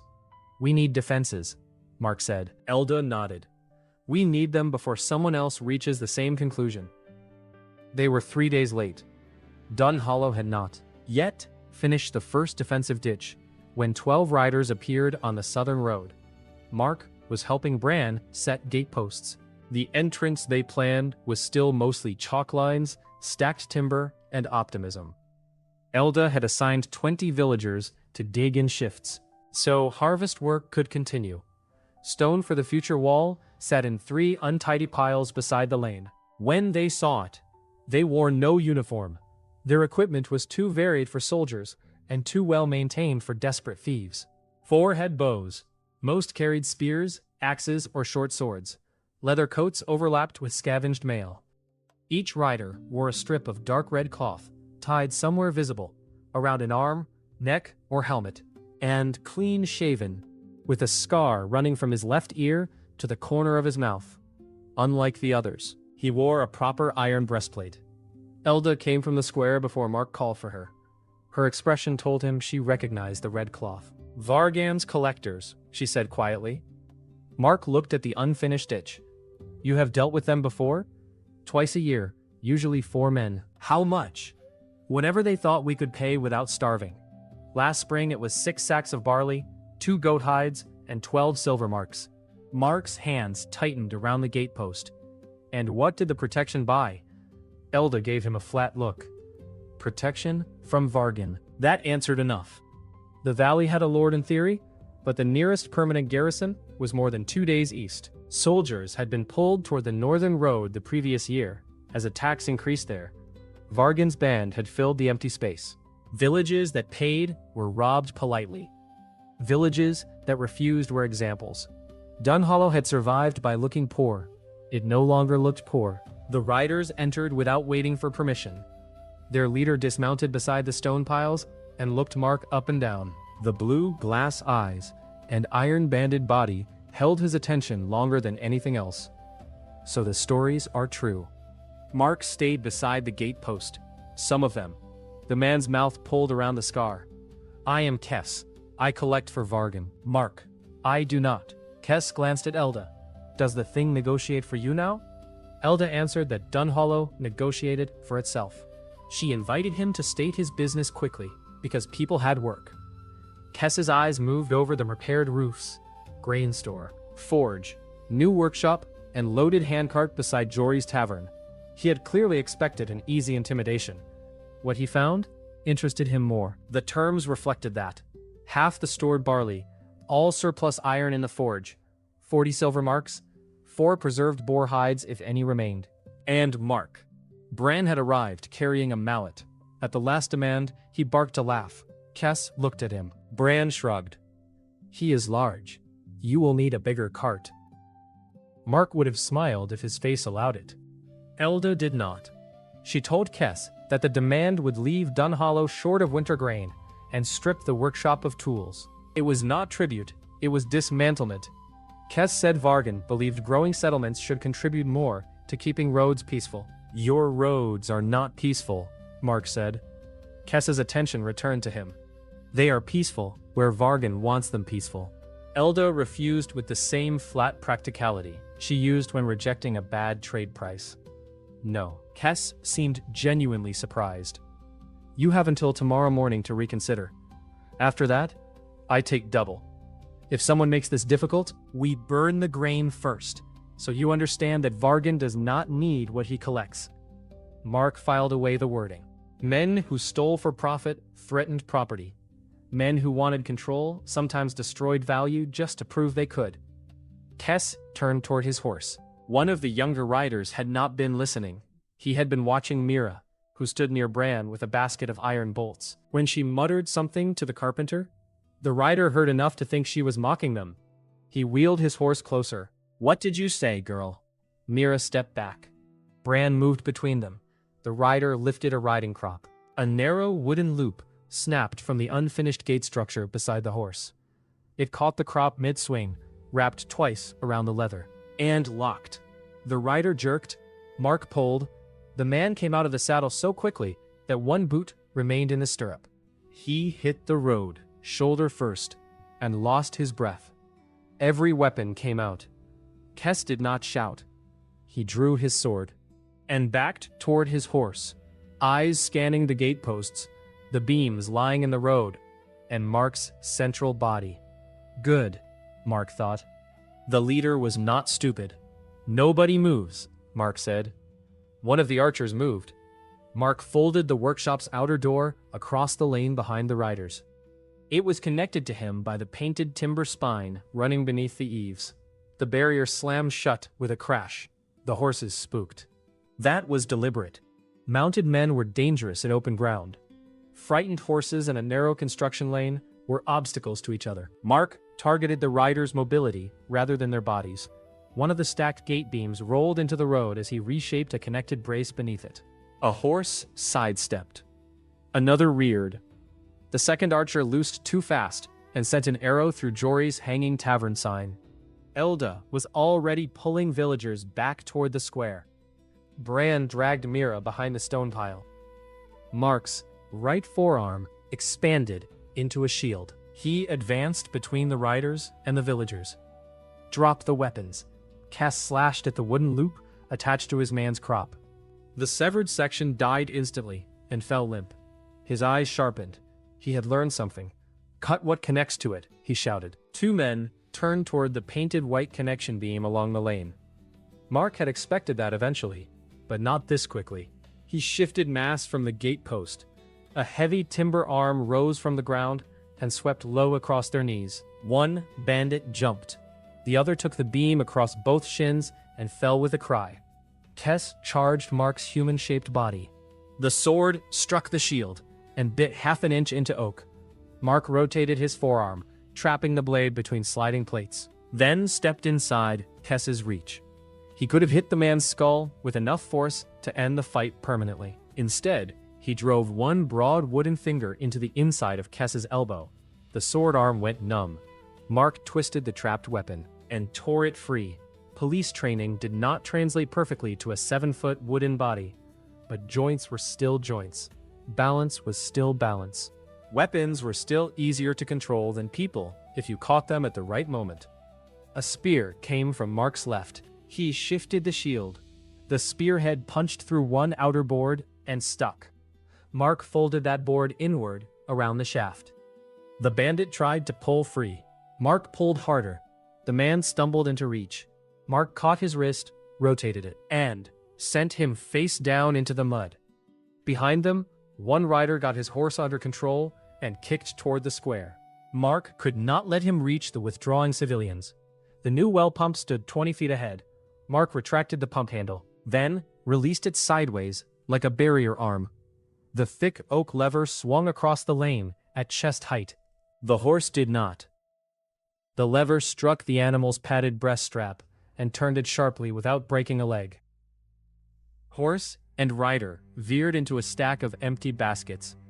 The man rolled free and came up furious. Hob hit him with a grain shovel. "He was coming at me," Hob explained later. No one disputed it. The fight lasted less than 3 minutes. Because Kess realized quickly that the village itself was interfering with every movement. Doors closed, rails shifted, loose timber became barriers. Mark's human body stayed in the center, taking the dangerous blows while connected structures attacked footing and weapons. The bandits were not helpless. One severed the workshop connection beam with an axe. Mark instantly lost control of the grain store shutters and the tavern bench beyond that branch of his body. Another threw a hatchet that buried itself in the leather of his voice chamber, reducing him to a harsh whisper. An archer found an anvil around the shield and put an arrow through his upper arm. But they had expected frightened farmers. Instead, they found a coordinated village behind a moving wall. Elda sent the hunters to the roofs only after civilians cleared the lane. Their arrows targeted horses' paths and exposed weapons rather than bodies. Sen and Corin blocked the south road with the unfinished ditch cart. Bran, despite being told to stay back, used a hooked pole to yank a spear away from a fallen bandit. Mira stayed behind the stone pile until Bran left it. Then she crawled after him. Mark noticed and nearly lost his temper in the middle of a fight. A bandit noticed her too. He lunged around Bran and grabbed for her arm. Mark's right hand changed from shield to 3 hooked fingers. He crossed 15 feet in 4 heavy steps, caught the back of the man's leather coat, and lifted him entirely off the ground. The bandit kicked uselessly. Mark's broken voice hissed from the damaged bellows. Bad choice. He set the man down face first and folded a wooden loop around both wrists. Mira looked up at him. "You are going to help me develop high blood pressure without blood." Kess saw the fight collapsing and made a different decision. He kicked one of his men toward Mark, vaulted onto the nearest riderless horse, and slashed the rope holding the half-built southern barrier. 2 others broke with him. Mark shifted the gate beam to block them. Kess threw a small clay flask. It shattered against the grain store wall. Oil spread across the boards. The second rider threw a burning torch. Flame climbed the dry wall in a yellow sheet. For 1 second, every villager looked toward it. Kess used that second to run. Mark could pursue or protect the store. There was no choice. "Let them go, fire team."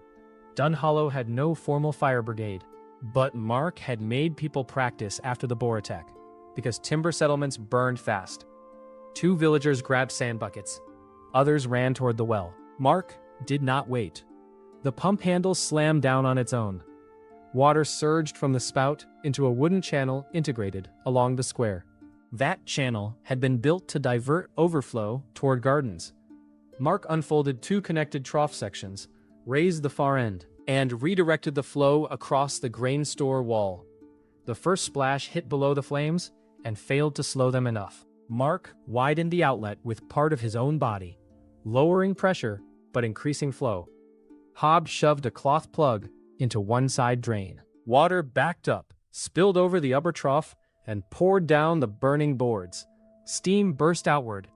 Villagers threw sand into the oily base. Within 2 minutes, the fire was reduced to black smoke and hissing timber. The grain inside stayed dry on its raised floor. Mark stared at the scorched wall. The system rewarded him for preventing the loss. He barely noticed the points, and 2 riders were disappearing south. 9 bandits remained in Dunhollow. 2 had broken bones. Most had bruises, cuts, or restrained wrists. None were dead. Elda surveyed them, then looked at Mark. "You let 3 escape. I chose the grain." "I know." Her face was grim. "They will bring Vargan." "I know that too." The captured men confirmed it before nightfall. Kess had not come only to collect tribute. Vargan had heard rumors about Dunhollow's living construct from traders and from a scout who watched the Western Bridge. The demand for Mark had been deliberate. Kess's fight had given Vargan one more clue. A severed piece of Mark became ordinary material at once. From that, Vargan concluded that some vital center had to remain inside the connected body. His men had started calling it the core even. Though none of them had seen it, the prisoners were clear about one point. Vargan did not possess a spell that could command Mark. His plan was cruder. Find the vital piece, lock it inside an ironclad box, and threaten to smash it whenever Mark refused an order. Vargan believed fear would turn a living artifact into siege equipment and make him rich enough to stop extorting villages and start owning roads. The prisoners did not know whether his theory about the core was correct. They did not know exactly how large his band was. Estimates ranged from 50 to more than 100 because men joined for raids and left afterward. They did know his main camp. One carried a map in an oilskin case. Elda spread it across the workshop table. Marks covered the valley. Dunhollow sat near the southern edge. 3 small villages had red circles beside them. 2 had black crosses. Vargan's camp lay in old quarry country to the southwest, protected by steep cuts. Northward, the same road Pell had mentioned led toward Arden Cross, the mountain pass, and eventually Vare. One prisoner explained the symbols when Mark pressed him. Red meant paying, black meant emptied. The map did more than prove Vargan's reach. It showed that Dunhollow was not an isolated target. The band operated like a crude state, collecting regular tribute, punishing resistance, controlling crossings, and moving fighters where fear weakened. Mark stood over the table for a long time. He had seen organizations like this in his first life. Different weapons, same logic. One prisoner, younger than the rest, finally asked what Dunhollow planned to do with them. Hobb suggested hanging. Mark refused before Elda answered. They are prisoners. We keep them alive unless they force a different decision. Hobb looked at the scorched grain store. They tried to burn our winter food, and they lost. So? Mark's blue glass eyes turned toward him. So we do not become them, because it is convenient. The room stayed quiet. Mark had no badge here, no court, no prison system. His old authority meant nothing. His choice still did. Elda backed him. The wounded bandits were treated and disarmed. Their equipment was counted before anyone touched it. 9 horses, several saddles, 4 bows, spears, short swords, leather armor, 3 usable mail pieces, road food, and a modest purse of mixed copper and silver. One horse had a bruised chest from the pump barrier and was kept off work. Elda assigned the sound animals to scouts and messengers, while Sen marked damaged weapons and armor that could be reforged into fittings. If the prisoners were later lawfully stripped of them, the western root cellars were needed as civilian shelters, so the prisoners did not remain there. On the first morning, Elda moved all 9 to Sen's disused stone ore store beside the smithy, a squat building with 1 heavy door. And no rear window. 2 armed adults guarded it on every shift, and the prisoners' food went onto the same ration slate as everyone else's. During an alarm, the approach could be barred from outside with a normal timber cart, leaving the civilian evacuation lanes clear. 2 prisoners later offered information in exchange for being handed to a neighboring settlement, rather than left inside Dunhollow when Vargan returned. Elda refused to promise release, but recorded the offer and used their information. That return occupied every conversation by morning. Some villagers wanted to flee into the hills. Others wanted Mark to leave. Hobb, surprisingly, made the strongest version of the second argument. Vargan wanted the living artifact. If Mark disappeared north with Pell or hid in the woods, perhaps Dunhollow could pay a fine and survive. Mark listened from the square, while nearly every adult argued around him. Then he asked one question. What happened to the 2 villages marked black? No one answered. Elda eventually said one had refused grain demands after a poor harvest. Vargan burned 4 houses, killed the headman, and drove the rest away. The second paid for years, until a new collector decided the settlement's daughters counted as tribute. Mark looked at Hob. People like Vargan do not stop when they get what they ask for. They learn that asking works. Hob looked away. Mark continued, quieter. I spent my first life going into places everyone else was trying to leave. Too late to change the habit. Mira stood beside Bran near the pump. Mark looked around the square he had helped rebuild. At the dry grain store, the workshop doors, the repaired roofs, the white painted beams marking parts of his growing body, I am staying. He placed one wooden hand on the central workbench connection. This is my home. The argument ended there. Elda immediately began planning the wall. Dunhollow had 13 days. They did not know that number at first. One of the prisoners said Vargan could gather riders in 5 days if he abandoned his other routes, but bringing the whole band took longer.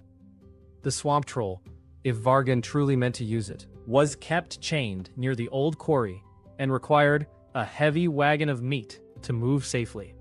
Pell arrived on the second day with news that Kess had ridden through Arden Cross, buying lamp oil, rope, iron chain, and a heavy iron-bound chest fitted with screw clamps instead of an ordinary lock. The description matched the prisoner's account of Vargan's plan for the core. The threat was becoming specific. Mark prepared just as specifically. The wall they had imagined as a seasonal project became a village emergency. Elda divided labor into 3 shifts. Nobody worked until collapse, because an exhausted defender was worse than a rested one. Fields still needed attention. Animals still needed feeding. Meals still needed cooking. And Winter did not care that bandits were coming. Before anyone drove another post, Mark began with organization. Mark walked the entire settlement with Elda and mapped where people would go during an attack. The western root cellars became civilian shelters.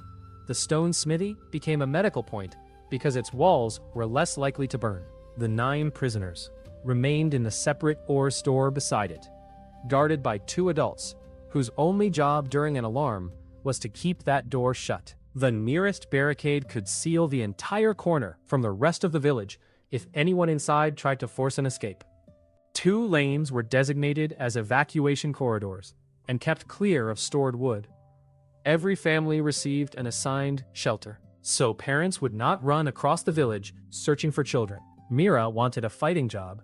Mark refused. Elda compromised by assigning her to the bell system in the central tower. She would remain inside a protected chamber with 2 adults and use different patterns to signal fire, breach, retreat, or medical need. Mira knew every lane and could count signals quickly. Bran added 2 ways out, the normal stair and a shielded emergency rope ladder descending through the rear side of the workshop loft. If attackers reached one route, the bell team was to use the other and abandon the post. Because communication was a real task, not combat, Bran led the repair crews. Sen controlled iron distribution. Elda controlled food, labor, and stores. Corrin commanded the hunters, because his winter hunting had already made him Dunhollow's best field shot. Hob, to everyone's surprise, proved excellent at moving people and terrible at whispering, so Elda put him in charge of bucket lines. Mark coordinated the physical defenses. He insisted on one rule until everyone was tired of hearing it.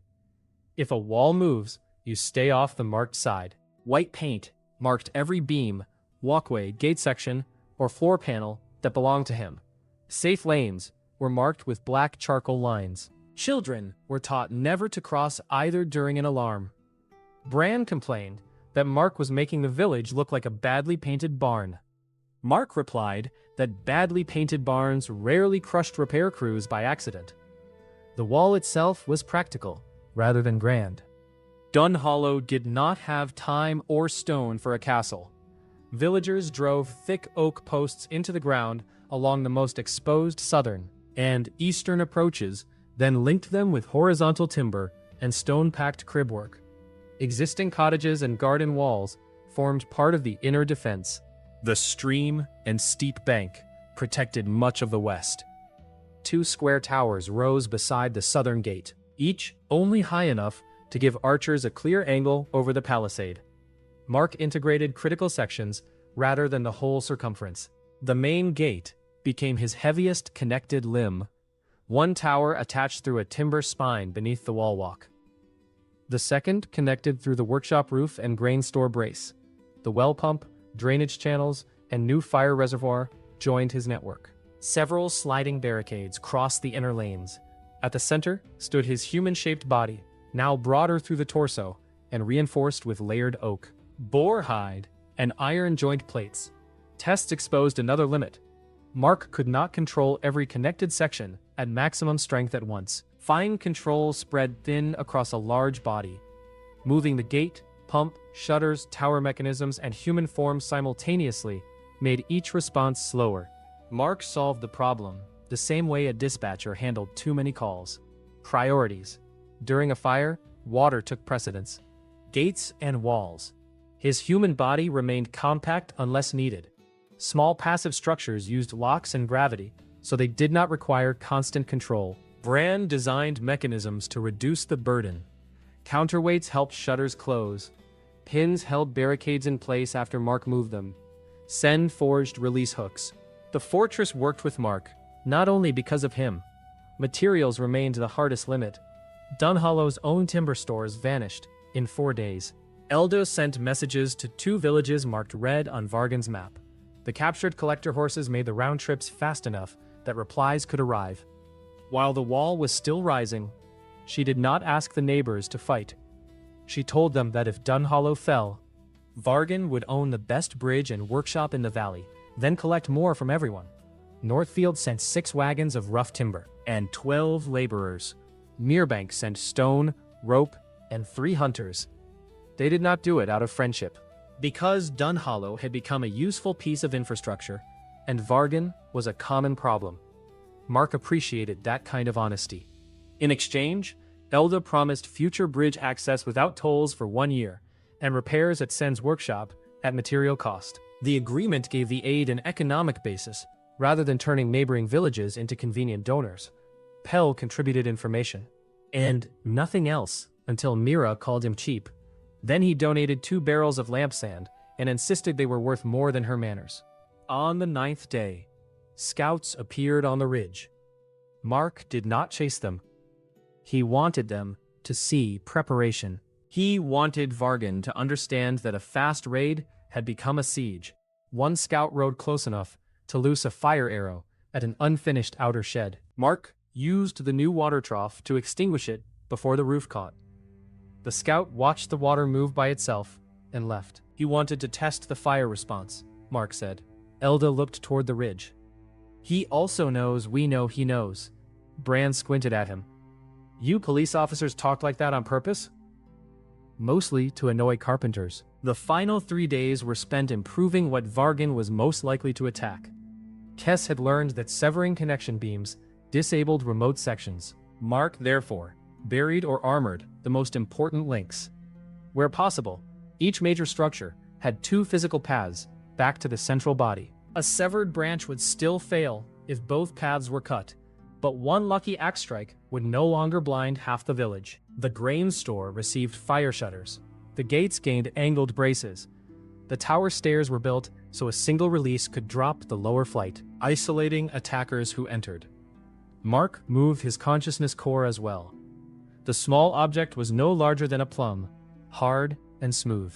Embedded in the deepest wood of his body, he had felt it since his first days, when his attempts to move it had failed completely. As control improved, he learned to slide it slowly through connected material, transferring his awareness center from beam to beam. He told only Elda, Bran, Mira, and Sen where it rested, then moved it again without telling them. He trusted them. But captured people could reveal only what they knew. The core ended inside a stone-lined chamber beneath the central workshop, wrapped by alternating oak and iron, physically connected to the rest of his body through 3 separate timber roots. If all 3 roots were severed, that chamber would become isolated, and Mark would be trapped in it. If the core itself was destroyed, he would die. He remained mortal. On the 13th evening, the southern watch bell rang once. The single strike meant contact. And looked across the fields. Torches were moving along the road, dozens of them. The first riders emerged from the dark, before sunset fully disappeared. Behind them came men on foot with shields and bows, Mira and the two adults in the bell chamber counted twice and reported 74 armed people in the column, including the handlers around the troll. A wagon carried bundles of ladders. Another carried clay oil jars and the squat iron-bound clamp chest Pell had described. The ram arrived on a four-wheeled frame, its central log capped with scavenged iron. Something huge walked behind the column.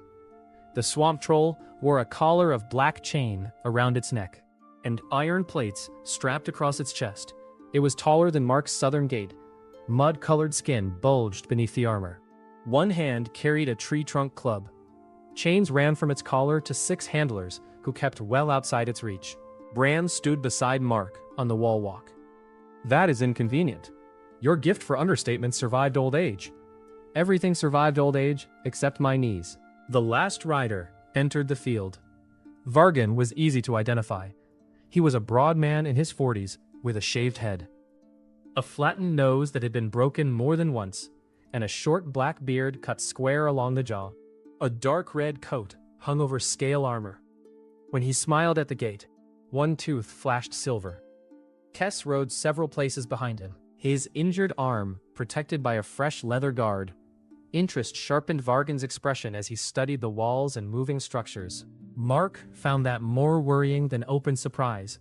Vargan stopped outside bow range and studied the walls for several minutes before calling for Elda. She appeared above the gate, with Mark behind the timber.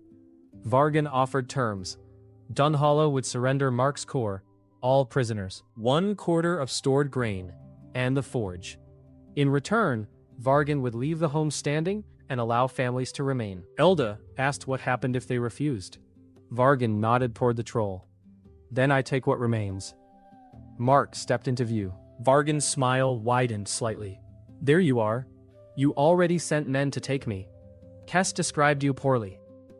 A few defenders laughed. Vargan did not. "Give me the core. Your people live." Mark's voice carried from the gate, and both towers at once, through connected resonators. "You already hurt them. Then die with them." Mark closed the outer shutters. "Try." Vargan raised one hand. The first arrows came before darkness fully fell. The first volley was not meant to kill defenders. Mark understood that after the second, arrows hammered shutters, walls, and roof edges, while Vargan's men advanced behind broad plank shields. The archers were forcing everyone down so ladder teams could approach the eastern palisade without being shot apart. Mark kept the wall walk low and quiet. Most defenders had already moved beneath covered positions. Corrin's hunters did not fire at shadows. Dunhollow possessed fewer than 200 usable arrows, so they waited for clear targets and treated every shot as part of a finite supply. A shaft struck Mark's tower face and buried itself near one blue glass eye. Mira's bell rang twice from the central chamber. East wall pressure. 3 ladders rose at once. The first hooked over an ordinary section of palisade. The second landed on one of Mark's integrated rails. The third struck a tower corner. "Corrin, second ladder." The hunters loosed. Mark did not push the ladder away immediately. Men were already climbing, protected by shields held above their heads. He waited until the first reached the upper third. Then, loosened the wall rail beneath the hooks and rotated it outward. The ladder slid sideways instead of falling backward. The climbers crashed into the first ladder. Both went down in a tangle of wood, shields, and shouting men. The third team expected the same trick. They drove iron spikes through the ladder hooks into the tower wall. Mark felt the spikes punch into him. He could move the wall, but not without carrying the ladder with it. A bandit reached the top and swung an axe over the parapet. Bran's repair crew had placed a false upper rail there that afternoon. Mark released 2 pins. The rail dropped 6 inches. The axe bit empty air. Corrin stepped from cover and struck the climber's shield with an arrow, hard enough to make him flinch. Hob shoved the ladder with a forked pole. The spikes held. Mark changed the tower face instead. 2 connected planks opened like fingers around the embedded hooks, twisting them sideways until the ladder lost its flat purchase. It fell. Vargan watched from the field and held the next ladder team back while he studied the result. Mark understood the pause. The first phase had been a test. The next attack came from 3 directions. Shieldmen pushed toward the gate. Archers resumed shooting at the towers. On the eastern side, 4 runners carried clay jars under wet hides. Mark recognized the jars. Fire signal. Miro rang 3 rapid notes. Every prepared roof shutter closed. Villagers in the outer houses moved toward the western cellars. Hobbs' bucket crews took positions beside barrels and sand bins. The first oil jar smashed against a roof.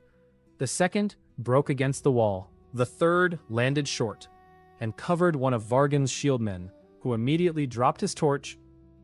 The fourth hit the grain store. Fire arrows followed. Flame ran across oil faster than water could spread.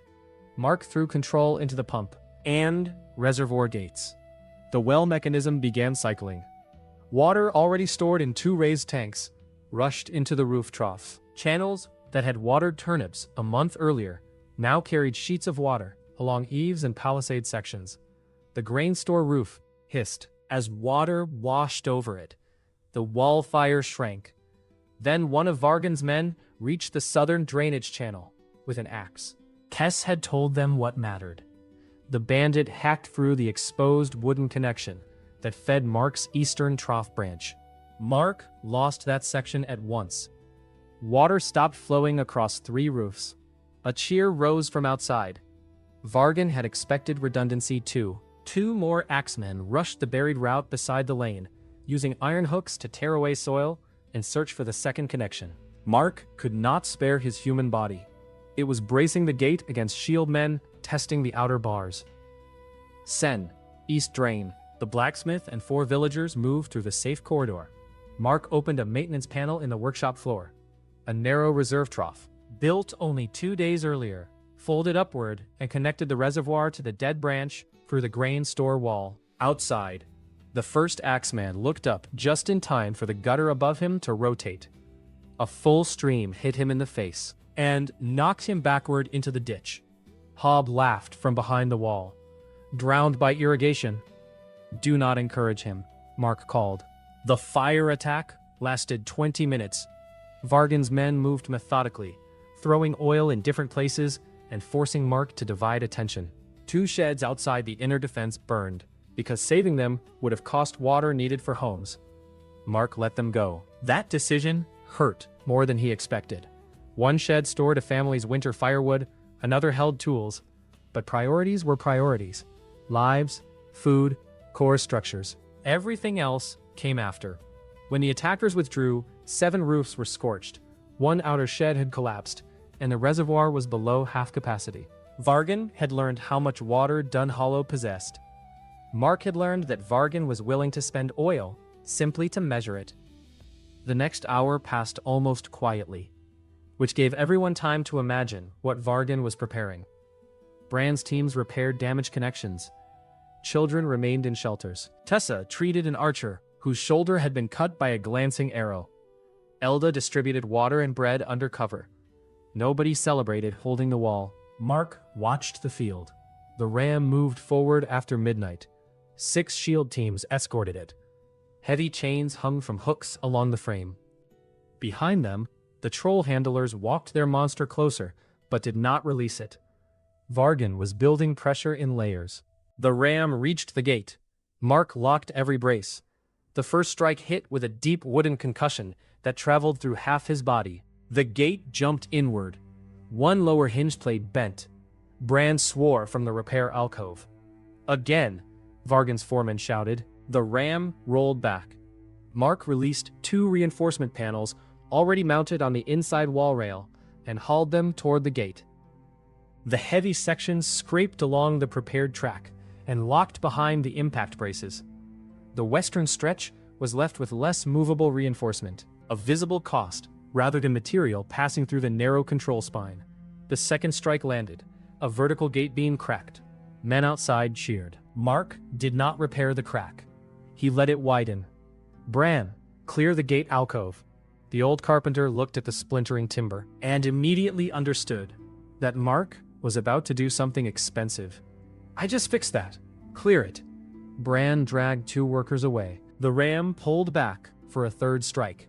Mark unlocked the central gate brace. when the iron-capped log came forward. The gate bowed inward, instead of resisting. The attackers shouted louder, thinking it had failed. Then both wall sections beside the gate opened.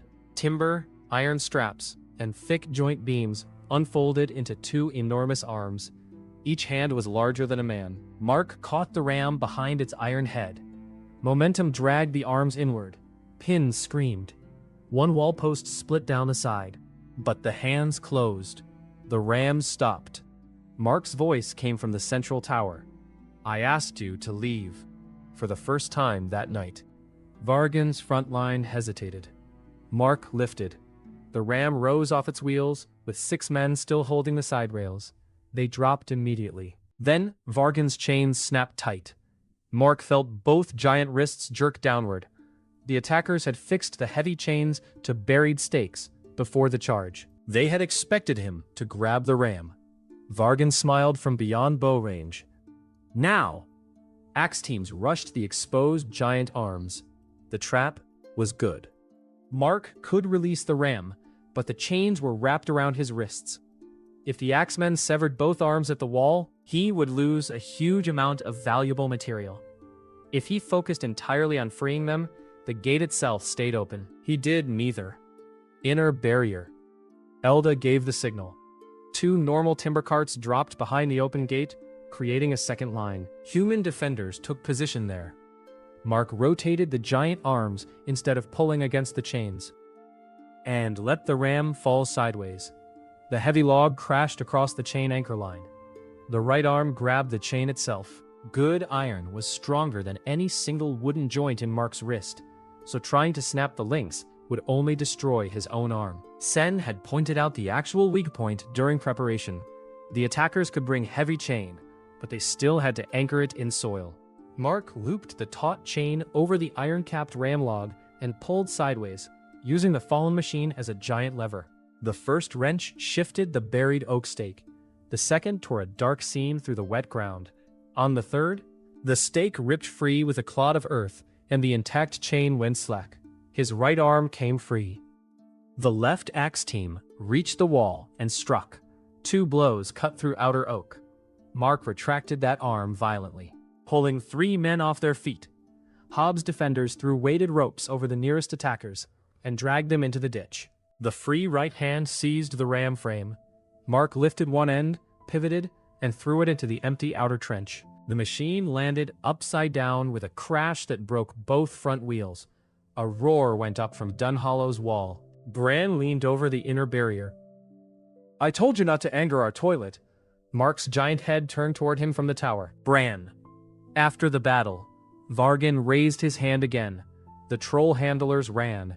Chains fell from the monster's collar. The cheering stopped. The swamp troll stood still for one long second, confused by the sudden freedom. Then, a handler struck its back with a flaming brand from the far end of a rope. The troll roared. It charged the eastern wall instead of the damaged gate. Vargan had not been trying to open the gate for his men. He had been trying to force Mark's mass south, while the real siege engine attacked east. Mark shifted attention too late. The troll's club hit the palisade. 3 posts snapped. Stone-packed cribwork burst outward. The second blow opened a gap wide enough for 2 men to pass. Mark shouted. Mira's bell answered immediately. Defenders withdrew from the nearest wall section along marked lanes. Corrin's hunters moved to the inner roofs. Vargan's infantry surged toward the opening. Mark tried to shift the southern giant arm across the village. Too slow. Too much mass. Too many connections already under strain. The troll struck a 3rd time. The entire eastern corner folded inward. Mark lost awareness of a wall segment. As the connection shattered, pain did not work the way it had in a human body, but damage still carried shock. A whole region of sensation simply vanished. The troll stepped through the breach. It was stronger than Mark's humanoid form by an absurd margin. So, Mark stopped trying to fight it with that form. He withdrew the human body. Its torso opened at the square, and the sections dropped onto broad workshop rails. The arms flattened into braced transfer pieces, and the legs folded into sockets in the central frame. None of that mass passed through the narrow connection spines. Those beams only carried Mark's control. Every heavy piece that changed position now moved in the open, along grooves, hinged frames, short rail beds, and winches Bran's crews had spent days preparing. The southern towers changed shape. One rotated inward and lowered like a shoulder block. The second did the same from the opposite side. Wall beams slid along prepared grooves into a broad chest frame. Stone-filled cribwork released from designated static sections and locked into two massive lower supports. Dunhollow had rehearsed the transformation twice, never under attack. Bran's crews ran clear as white-marked structures moved. A torso rose behind the inner wall. Two tower tops became shoulders. Long gate beams formed arms. Layered palisade sections folded into forearms and hands. The lower body remained physically rooted through 4 stone-filled supports, and 3 timber spines to the central workshop.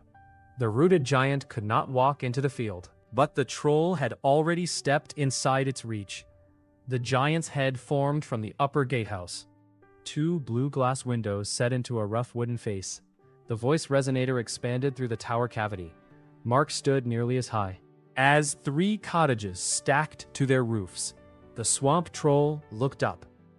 For the first time, it stopped roaring. Mark raised his left forearm. A broad shield unfolded from wall planks, iron straps, and a heavy old door Bran had removed from Mark's original toilet months ago. The weathered little door sat in the center of a shield, large enough to cover a wagon. Bran saw it and laughed, despite the battle. "You kept that thing? Not now." The troll swung. The tree trunk club hit the shield. Every connection in Mark's body screamed. The old door survived. The outer shield layers did not. 3 planks snapped and spun away. 1 stone support slid half a foot through the mud. Mark had expected strength. He had underestimated reach. The troll followed the first strike with a backhand before Mark completed his counter. The club caught the giant's shoulder and broke the upper tower frame. A roof section collapsed into the square. No one stood beneath it, because the area had been marked and cleared hours earlier. That preparation saved lives. Mark dropped the damaged shoulder lower and caught the third swing on reinforced timber. He moved inside the club's arc by pivoting the rooted stone supports, while the whole torso rotated around the central frame. His right hand closed around the troll's wrist. The creature was hot, wet, and monstrously strong. Muscle bulged under Mark's wooden fingers. It pulled once and almost tore his hand apart. Mark released before the fingers broke. The troll grinned. It had learned that too. Then an arrow struck its cheek. Corrin's hunters fired from 2 rooftops, not to kill, but to turn the monster's face. The troll swatted at them. Mark used the distraction to sweep his left stone support behind the troll's ankles. The move would have failed on level ground. Dunhollow had spent 2 days digging a shallow defensive depression just inside the east wall, then covering it with loose boards and straw. The troll stepped backward into it. 1 foot dropped 18 inches. The troll fell sideways through the remains of the palisade. The ground shook. "Chains!" Bran shouted. Repair crews became restraint crews. They threw the same heavy iron chains Vargan had brought for Mark around the troll's arms and neck. Corrin's hunters hooked ropes around the ankles. Mark planted both giant hands on the creature's shoulders and forced it down. The troll heaved. 1 chain snapped. 2 men went flying into the mud, alive but stunned. Mark released 2 broad shoulder panels from the southern wall and dragged them along the giant frame's prepared upper rails into his arms. The gate side lost that reinforcement as the panels left their sockets. He pressed harder. The troll's right hand tore free and clawed at his chest. Wood ripped away. The strike opened a cavity 3 feet deep. For 1 terrifying instant, Mark felt the root toward one of his core connections exposed. He folded a stone-filled wall panel inward to block it. The troll reached again. Sen ran beneath Mark's arm with a forged hook attached to a chain. Left elbow. Mark shifted his weight. Sen threw. The hook caught the troll's iron chest harness. 3 villagers hauled the chain through a gate winch. The monster's left arm was pulled across its body. Mark locked both hands around the right wrist and shoulder. Together, wooden giant, villagers, ropes, winch, and stolen chains pinned the troll flat. The creature kept struggling, but the restraints had taken away its leverage. Mark focused on holding it rather than killing it. Keep tension. Do not stand in front of the head. The eastern breach was still open. Vargan's men rushed it. When Mark realized Vargan himself was missing from the field, the giant form gave Mark enormous strength and terrible attention. Damaged walls, fire channels, inner barricades, and the open gate while holding a troll. He searched through the connected structures for unusual pressure. A floorboard near the old southern privy site moved, then another. Vargan had entered the village during the troll attack with 8 of his best men. And Kess was among them with a fresh leather guard wrapped around the elbow Mark had injured weeks earlier. They were not trying to capture the gate. Kess led them from one white-painted connection to the next, while Vargan hunted the core. The preserved remains of Mark's original privy stood behind a small fence near the southern lane. Bran had kept the first roof frame and several weathered boards as a joke, then rebuilt them above the old site after the pit itself had been packed, capped, and made safe. Vargan kicked through the little fence because Kess had told him where Mark first appeared. 2 men tore up the memorial floorboards. Another drove an iron spike through the clay cap into the packed soil beneath the former seat. They found nothing but fill and mud. Vargan tore away the last rotten foundation plank. "Where is it?" Mark let his voice come from the workshop wall behind him. "You are about 4 months late." Every bandit turned. Vargan's face changed for the first time that night. Anger pulled his mouth tight and hardened his eyes. He hacked his axe into the speaking wall. The connection died. "Find the center," he shouted. "It moves through the body. Cut every white beam you see." They advanced toward the square. Mark could not abandon the troll without risking the defenders around it. He began collapsing the giant form anyway, pulling enough material inward to rebuild a smaller humanoid body. Too slowly. Vargan's group knew how to move through the village. Kess had described the lanes. They chopped secondary connections as they went, reducing Mark's control, section by section. The tavern bench went dead, then the grain shutters, then the lower central barricade. Mira rang the bell for interior breach. Vargan heard it. He looked up at the central tower. Mark understood a second before he did. The bell chamber was protected, elevated, and connected to every major signal line. It looked exactly like a place someone might hide a core. Vargan changed direction. "Mira, emergency route, now." The bell rang once in acknowledgement. One of the adults opened the shielded rear hatch and started Mira toward the rope ladder that descended through the workshop loft. Kess saw the movement from below. He sent 1 man around the tower base, and the bandit hacked through the lower section of the emergency ladder before Mira could put her weight on it. The bell team pulled back into the chamber.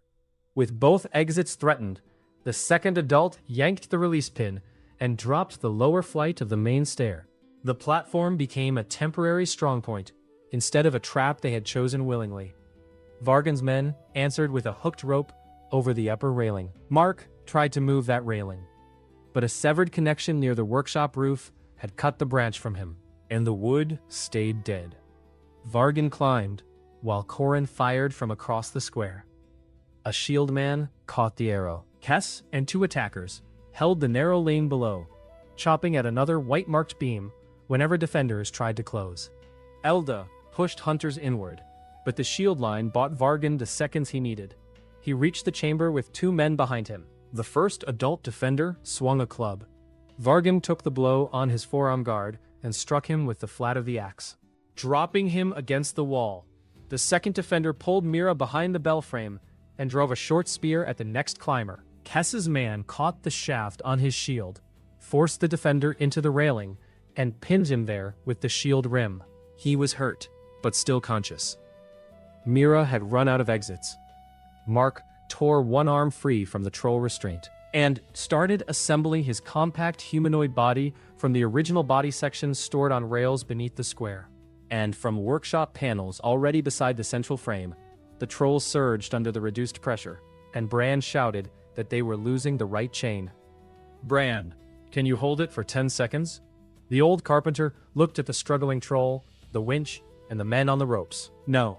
He tightened his grip on the handle. "We can hold it for 20. Bran kicked the prepared winch release.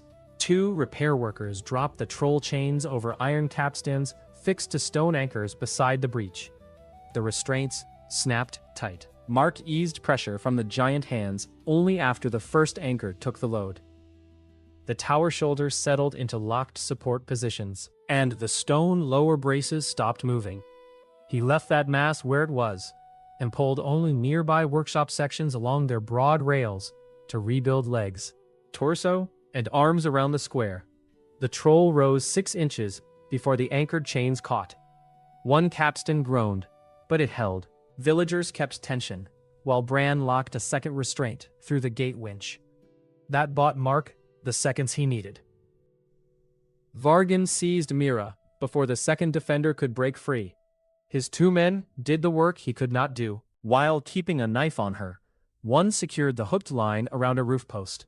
The other made a rope loop beneath Mira's arms, and lowered her to the workshop roof, while Vargan kept the blade at her shoulder, and descended immediately behind her. Kess covered the lane below. By the time Mark's second arm locked into place, Vargan had Mira on the ground, and was dragging her toward the square. The bandit leader pulled Mira in front of him. "Stop moving." Mark stopped. His humanoid body was larger than before, nearly 9 feet of layered oak, and iron because he had assembled the original mobile sections with nearby workshop reinforcement panels. One blue glass eye was cracked. The old gray plank showed through his damaged chest. Vargan pressed the knife close enough to Mira's neck that she lifted her chin away from it. Her pale hair streak was dark with sweat. "Core," Vargan said. "Now." Mark's attention spread through what remained connected around the square. Several useful pieces were still alive.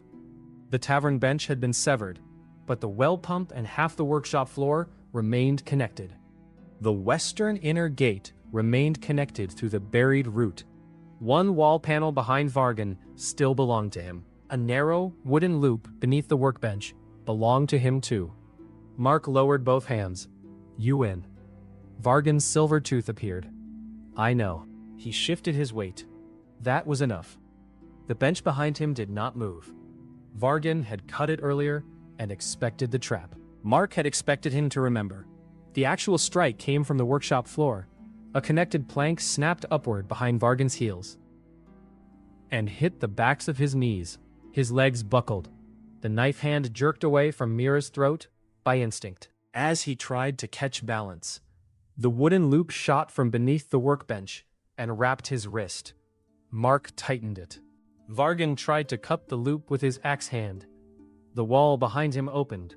2 flat boards slid around Mira's waist and pulled her backward through a narrow gap that had not existed a second earlier. She vanished behind the panel. Mark moved. Vargan slashed the wrist loop apart. He came up fast, axe in one hand, knife in the other. Vargan gave Mark no time for another warning. He attacked the knee joint immediately. The axe bit through outer oak and struck iron. Mark let the leg collapse instead of resisting. His body dropped lower, bringing his right arm across Vargan's weapon side. Vargan twisted away. Mark caught the axe haft. The bandit leader released it before being trapped, switched the knife to his free hand, and drove the blade toward the gap in Mark's chest, where damaged boards exposed inner structure. He was still hunting the core. Mark rotated the chest plates and let the knife enter empty space between them. Then he closed the plates on the blade. Vargan tried to withdraw. The knife stayed. Mark's left hand closed around his wrist. His right hand took the shoulder. One turn broke Vargan's balance. Mark swept the man's ankle with his damaged knee and put him face down on the square stones. He pinned one arm behind his back. Vargan struggled once, realized the leverage was hopeless, and went still. Mark's voice dropped from fortress volume to the rough tone he had first built with Bran. "You are under arrest." Vargan turned his face enough to look up. Under what law? Mark considered that. Elda will invent something. From behind the wall panel, Mira started laughing. Elda did not. She arrived with 3 hunters, took Vargan's weapons, and tied his hands with enough rope to restrain a small boat. Outside the square, the battle was ending. Kess was still in the inner lane when he saw Vargan pinned. He tried to cut his way back toward the eastern breach and raised an axe at one of the white connection beams. Corin's arrow struck the leather sleeve above his wrist and pinned it to the gatepost long enough for Sen and 2 hunters to pull him down. Kess looked from the captured leader to the defenders closing around him, released the axe, and surrendered. Vargan had brought 74 armed people to Dunhollow, including Kess and the troll handlers. By dawn, 11 attackers had died, mostly in falls, arrow exchanges, and the chaos around the troll. 21 had escaped in scattered groups through fields and woodland before the outer roads could be closed. 42 from the siege were alive in Dunhollow's custody. Many of the men who dropped weapons after Vargan disappeared from command, added to the 9 collectors captured before the siege. The village now held 51 prisoners. The old ore store could never hold that many. Vargan, Kess, the original collectors, and the men identified as raid leaders were kept behind its stone walls. The rest were searched twice, stripped of weapons, and placed in the eastern threshing yard behind 2 ordinary temporary fences built from captured wagons, ladder timber, and rope. 8 villagers rotated guard duty until neighboring militia arrived. Captured tents gave the surrendered men cover from the rain, and Mark kept 1 connected barricade across the approach, so he could close the lane if the enclosure failed without turning the prison itself into part of his body. Dunhollow had wounded defenders, but no dead. Preparation, shelters, marked lanes, and disciplined retreat had done more than Mark's strength. The troll remained alive too. With Vargan captured, the handlers stopped provoking it. Bran's crews tightened the chains, then slowly released pressure once they had secured the collar to 3 stone anchors outside the breach. The exhausted monster eventually stopped fighting and lay in the mud, breathing like a bellows. Mark rebuilt enough of his giant arm to hold it safely while people withdrew. Dawn found Dunhollow damaged, soaked, blackened by smoke, and standing. The system waited until the last uncontrolled fire was out, and the last immediate threat had ended. Then Mark felt the largest reward of his second life. Community defense completed, large-scale protection fulfilled, critical infrastructure preserved, organized threat neutralized. 8,412 evolution points. Mark looked at the number. Bran sat on an overturned bucket nearby, with soot covering half his face. Well, a lot.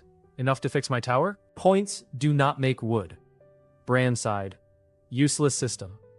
Mark looked at the broken palisade, the ruined shed, the cracked tower, the exhausted villagers, and the captured man who had believed 1 living artifact made Dunhollow weak because it gave him a single thing to steal. He looked at the pump that had killed the fires, the workshop that had made repair parts, the bridge that had brought trade, the grain store that still held winter food, the gates that had caught a ram, the tower that had warned every family where danger moved, the chains villagers had turned against the troll, the marked lanes that kept people out from under moving walls. The defense had worked. Because every piece supported the others, Vargan had attacked what he thought was a village built around 1 valuable monster, and discovered, too late, that Mark's strength came from the village working with him. Victory did not repair a roof. That became Dunhollow's first lesson the morning after the siege. People slept in shifts until noon. Then, work began. The eastern wall needed rebuilding. 7 homes had roof damage. 1 family had lost its firewood shed. The grain store wall was scorched. The central tower leaned enough that Bran threatened to hit anyone who climbed it. 2 hunters had broken bones. Sen had a dislocated shoulder from the troll chain. Hob had somehow acquired 4 separate bruises. While claiming he had never been in danger, Mark's own body had lost almost a fifth of its integrated timber. The 8,000 points did not replace a single plank. What the victory did provide was material that had arrived with the enemy. The ruined ram became seasoned hardwood. Captured chains were reforged into structural ties and restraint hooks. Broken ladders became wall braces. Abandoned shields provided planks and rawhide. Damaged weapons went to Sen, who sorted usable iron from scrap. Vargan's supply wagons carried food, rope, oil. Tents and tools originally intended to sustain a siege. Elda recorded all of it before allowing distribution. Captured property is still property, she told Hob, when he tried to claim a good axe. Whose? At the moment, mine to count. Hob put it back. The neighboring villages arrived before the second sunset. They had seen Vargan's survivors running south without weapons. Maribank sent 20 people. Northfield sent carts and food. 2 smaller hamlets that had paid tribute for years sent armed men late enough to miss the battle and early enough to help guard prisoners. Nobody pretended this was pure generosity. With Vargan captured, everyone wanted to know whether the road network was finally safe and who would control the crossings afterward. Elda used that interest ruthlessly. She proposed an agreement between 5 settlements. No village would replace Vargan by charging protection tribute. Each would maintain its own watch and send riders when another raised an alarm. The western bridge at Dunhollow would remain open. In return, settlements using Sen's forge and Brand's workshop would pay normal labor or material costs. Mark listened and approved. The arrangement gave people reasons to cooperate that would survive after fear faded. Vargan spent 6 days under guard in the stone ore store with Kess and the surviving officers. The captured siege wagons supplied enough food that feeding 51 prisoners did not consume Dunhollow's winter reserve, and neighboring militia took over most guard shifts after the second day. Elda gathered statements from prisoners and representatives of raided villages, while Mark insisted that surrendering under a red cloth was not proof of every murder committed by the band. 40 militia members from Merebank, Northfield, and Arden Cross rode to the old quarry shown on the collector's map. They found the camp partly abandoned. 7 wounded bandits surrendered there. 2 captives from a burned farm were freed, and a locked chest contained tribute lists naming settlements, dates, and grain amounts, and several men wanted for killings and arson. The 7 new prisoners were taken directly to Arden Cross, instead of adding another burden to Dunhollow. The records came back with the militia, and turned Vargan's reputation into evidence that could be checked household by household. Arden Cross had no permanent garrison, but its reeve held the Valley Lord's charter to detain accused raiders until a circuit magistrate arrived from the east. On the 7th day, the combined militia transferred all 51 prisoners held at Dunhollow, including Vargan, Kess, and the original 9 collectors, into the reeve's custody. The men who had surrendered early were recorded separately from those named by witnesses or tribute ledgers, so their cases could be judged individually. Vargan walked through the rebuilt southern gate with his wrists chained. He looked up at Mark's humanoid body standing beside it. "You think roads stay peaceful because people are good?" Mark had heard variations of the question in his first life. Vargan seemed surprised. "Then you understand. I understand roads stay safer when people who burn villages are locked up. Keep walking." That was the last conversation Mark had with him. The band did not survive its leader's defeat. Some members scattered into the hills. Others surrendered to settlements that now had the confidence to refuse tribute. Small groups tried theft on the road and discovered that alarm riders moved between villages faster than isolated farmers once had. Crime remained, but Vargan's tribute network was finished. The troll created a stranger problem. Nobody wanted to keep it. For 2 days, the creature remained chained beyond the eastern breach, eating an alarming amount of turnips and glaring at everyone who approached. Without handlers burning its back and striking its collar, it became less violent. Still dangerous, certainly. Not mindless. Corin found old iron scars around both ankles and decided Vargan's men had held it for a long time. Mark had no interest in becoming a jailer for a creature captured by someone else.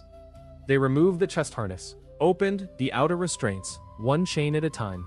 and left a clear route toward the southern marsh. Every villager watched from behind the wall. The troll stood. It looked at Mark. Mark raised both hands. "We are finished." The troll stared for several seconds, picked up half a sack of turnips, and walked away. Corin and 3 hunters followed at a safe distance. They tracked it for 2 days, far beyond the settled fields, until its prince returned to the deep Blackmere swamp where Vargan's men had originally captured it. Only then did Elda remove the extra watch from the southern road. Bran watched the creature disappear beyond the ridge on that first afternoon. "You gave it our turnips. It fought a fortress and lost. So did Vargan. We did not give him vegetables. You can take that up with Elda." Bran decided he valued life. Rebuilding took 3 weeks. This time, they were not preparing for a deadline. They could build correctly. The southern gate became thicker, using wood from the captured ram and iron from broken weapons. The 2 towers were rebuilt with lower centers of mass and better internal braces. The eastern wall gained stone footings where the troll had broken through. Water channels received protected covers, so attackers could not cut them as easily. The fire reservoir doubled in size. Mark invested points into control efficiency and structural coordination, rather than raw size. He could now manage distant connected sections with less loss of precision. He also improved how quickly he shifted his core through integrated material, though it remained one core and moving it still took time. More of the settlement became physically connected to him. Mark did not integrate every building, because doing so would have wasted material and made ordinary repairs dangerously dependent on him. His permanent body included the main gate, critical sections of the inner wall. Both southern towers, the central workshop frame, the well pump, parts of the drainage and water network, several square barricades, and the timber roots joining them beneath protected walkways and roads. The rest of Dun Hollow remained ordinary construction. The distinction kept ordinary repairs simple. A house did not need to be alive to keep rain out. Mark gathered much of his movable mass into a refined humanoid shape in the central square. He stood just under 8 feet tall again, broad-shouldered and unmistakable, with dark oak plates, black iron joints, the old gray wood visible as a narrow panel down his chest, and Mira's blue glass eyes set into a smoother carved face. His voice mechanism no longer sounded like a sick goat. Bran called that disappointing. Mark's feet usually remained connected to a stone and timber socket beneath the square, making the humanoid body part of the larger fortress network. If Mark wanted to walk beyond the connected area, he could transfer his core into the mobile body and disconnect. The moment he did, every separated wall and tower section became ordinary material until he rejoined it. There were never 2 Marks. Every configuration remained one continuous body, organized around one consciousness core. Dun Hollow changed too. The difference was easiest to see from the southern road. Months earlier, a traveler approaching the village would have found sagging roofs, mud lanes, a broken bridge, no meaningful gate, and a public privy leaning beside a ditch, as though hoping for a merciful storm. Now the road crossed a repaired bridge with sound rails. Drainage kept the central lane mostly dry. Timber walls protected the busiest homes and stores. 2 towers watched the southern field. The grain house stood raised and sealed. Water ran from the square pump into covered channels. Bran and Sen's shared workshop rang with saws and hammers. A small market operated twice each week because neighboring families now had a safe place to trade. No one called Dun Hollow rich. It was still a working village in a hard valley. But people no longer looked at winter as an approaching execution. Pell gave the place its new nickname. He arrived with a cart of iron fittings, stared at the rebuilt gate, and watched Mark's hand emerge from a tower wall to lift a stuck wagon wheel for a farmer. Dun Hollow is a terrible name for this now. Elda asked what he suggested. Pell looked around. The living bastion. Bran objected that this sounded expensive and would encourage visitors. He was correct. Within a week, people from 3 settlements had come to see the living fortress. Some brought trade, some brought requests. One brought a sketchbook. and spent 2 hours drawing Mark's gate arm from increasingly inconvenient angles. Then, Bran made the situation worse. He rebuilt the old privy. Mark discovered the project after the roof was already on. The tiny structure stood over the safely capped old site, repaired with clean boards, but preserving several pieces of the weathered frame Bran had stored months earlier. He had even rehung the first crooked door, after fitting a new lower plank. The floor beneath it was solid clay and stone now. The seat hole opened onto nothing more dangerous than a shallow display box. Mark walked over in his humanoid body. Why? Bran was attaching a carved sign. History. Take it down. No. Bran, you cannot arrest me. The carpenter climbed down from the ladder and admired the sign. It read, First Body of Mark, Guardian of the Living Bastion. Mira had painted a small, heroic shield beneath the words. Mark stared at both of them. Remove it. Bran folded his arms. History belongs to the people. My history had a seat hole. Important architectural detail. Mark considered tearing the entire thing out of the ground. He did not, because Mira looked far too pleased with the sign. The next day, a family from Northfield arrived specifically to see it. Mark endured that. Then the father of the family opened the door, looked inside, and began reaching for his belt. Mark's voice exploded from the central square, both towers, and the privy wall, because Bran had, against all good judgment, connected the memorial to one of Mark's thin body roots. Do not even think about it. The man ran out so fast, he forgot to close the door, and laughed until his knees gave out. Mark spent the rest of the afternoon disconnecting the memorial from his body. He called it risk management. 3 weeks after Vargan left in chains, a caravan appeared on the northern road. Not a merchant caravan. There were too many people walking. Women carried bundles tied in blankets. Children rode in grain carts beside wounded men. Elderly people leaned on staffs. 4 soldiers, in dented mail, walked along the outside, exhausted enough that 2 used spears as walking sticks. The watch bell rang contact, not danger. Elda opened the gate after the soldiers approached without weapons drawn. The group numbered a little over 100. They came from settlements south of Vare. Pell's earlier rumors had been true and incomplete. Large monsters had moved into the northern road network in increasing numbers. Several outer villages were abandoned. The main stone bridge over the Kest River had partly collapsed after an attack. 2 smaller crossings were unusable. Trade into Vare had slowed almost to nothing. The city itself still stood, and the danger had been building for months, rather than appearing overnight. Even so, thousands of people around Vare were effectively trapped behind broken roads, dangerous passes, and isolated farms. The nearest organized army was far east, and already committed to protecting larger settlements. The refugees had come south because someone in Arden Cross told them about a village whose bridge repaired itself, and whose walls could move. Elda did not promise miracles. She organized food first. Dun Hollow had enough grain to feed the newcomers for several days. If neighboring villages contributed afterward, Jory opened his tavern yard. Families offered barn space and floors. Mark extended awnings from connected workshop beams to keep sleeping children out of the rain. Those simple needs earned points immediately because Mark was providing shelter, water, and a safe place to rest.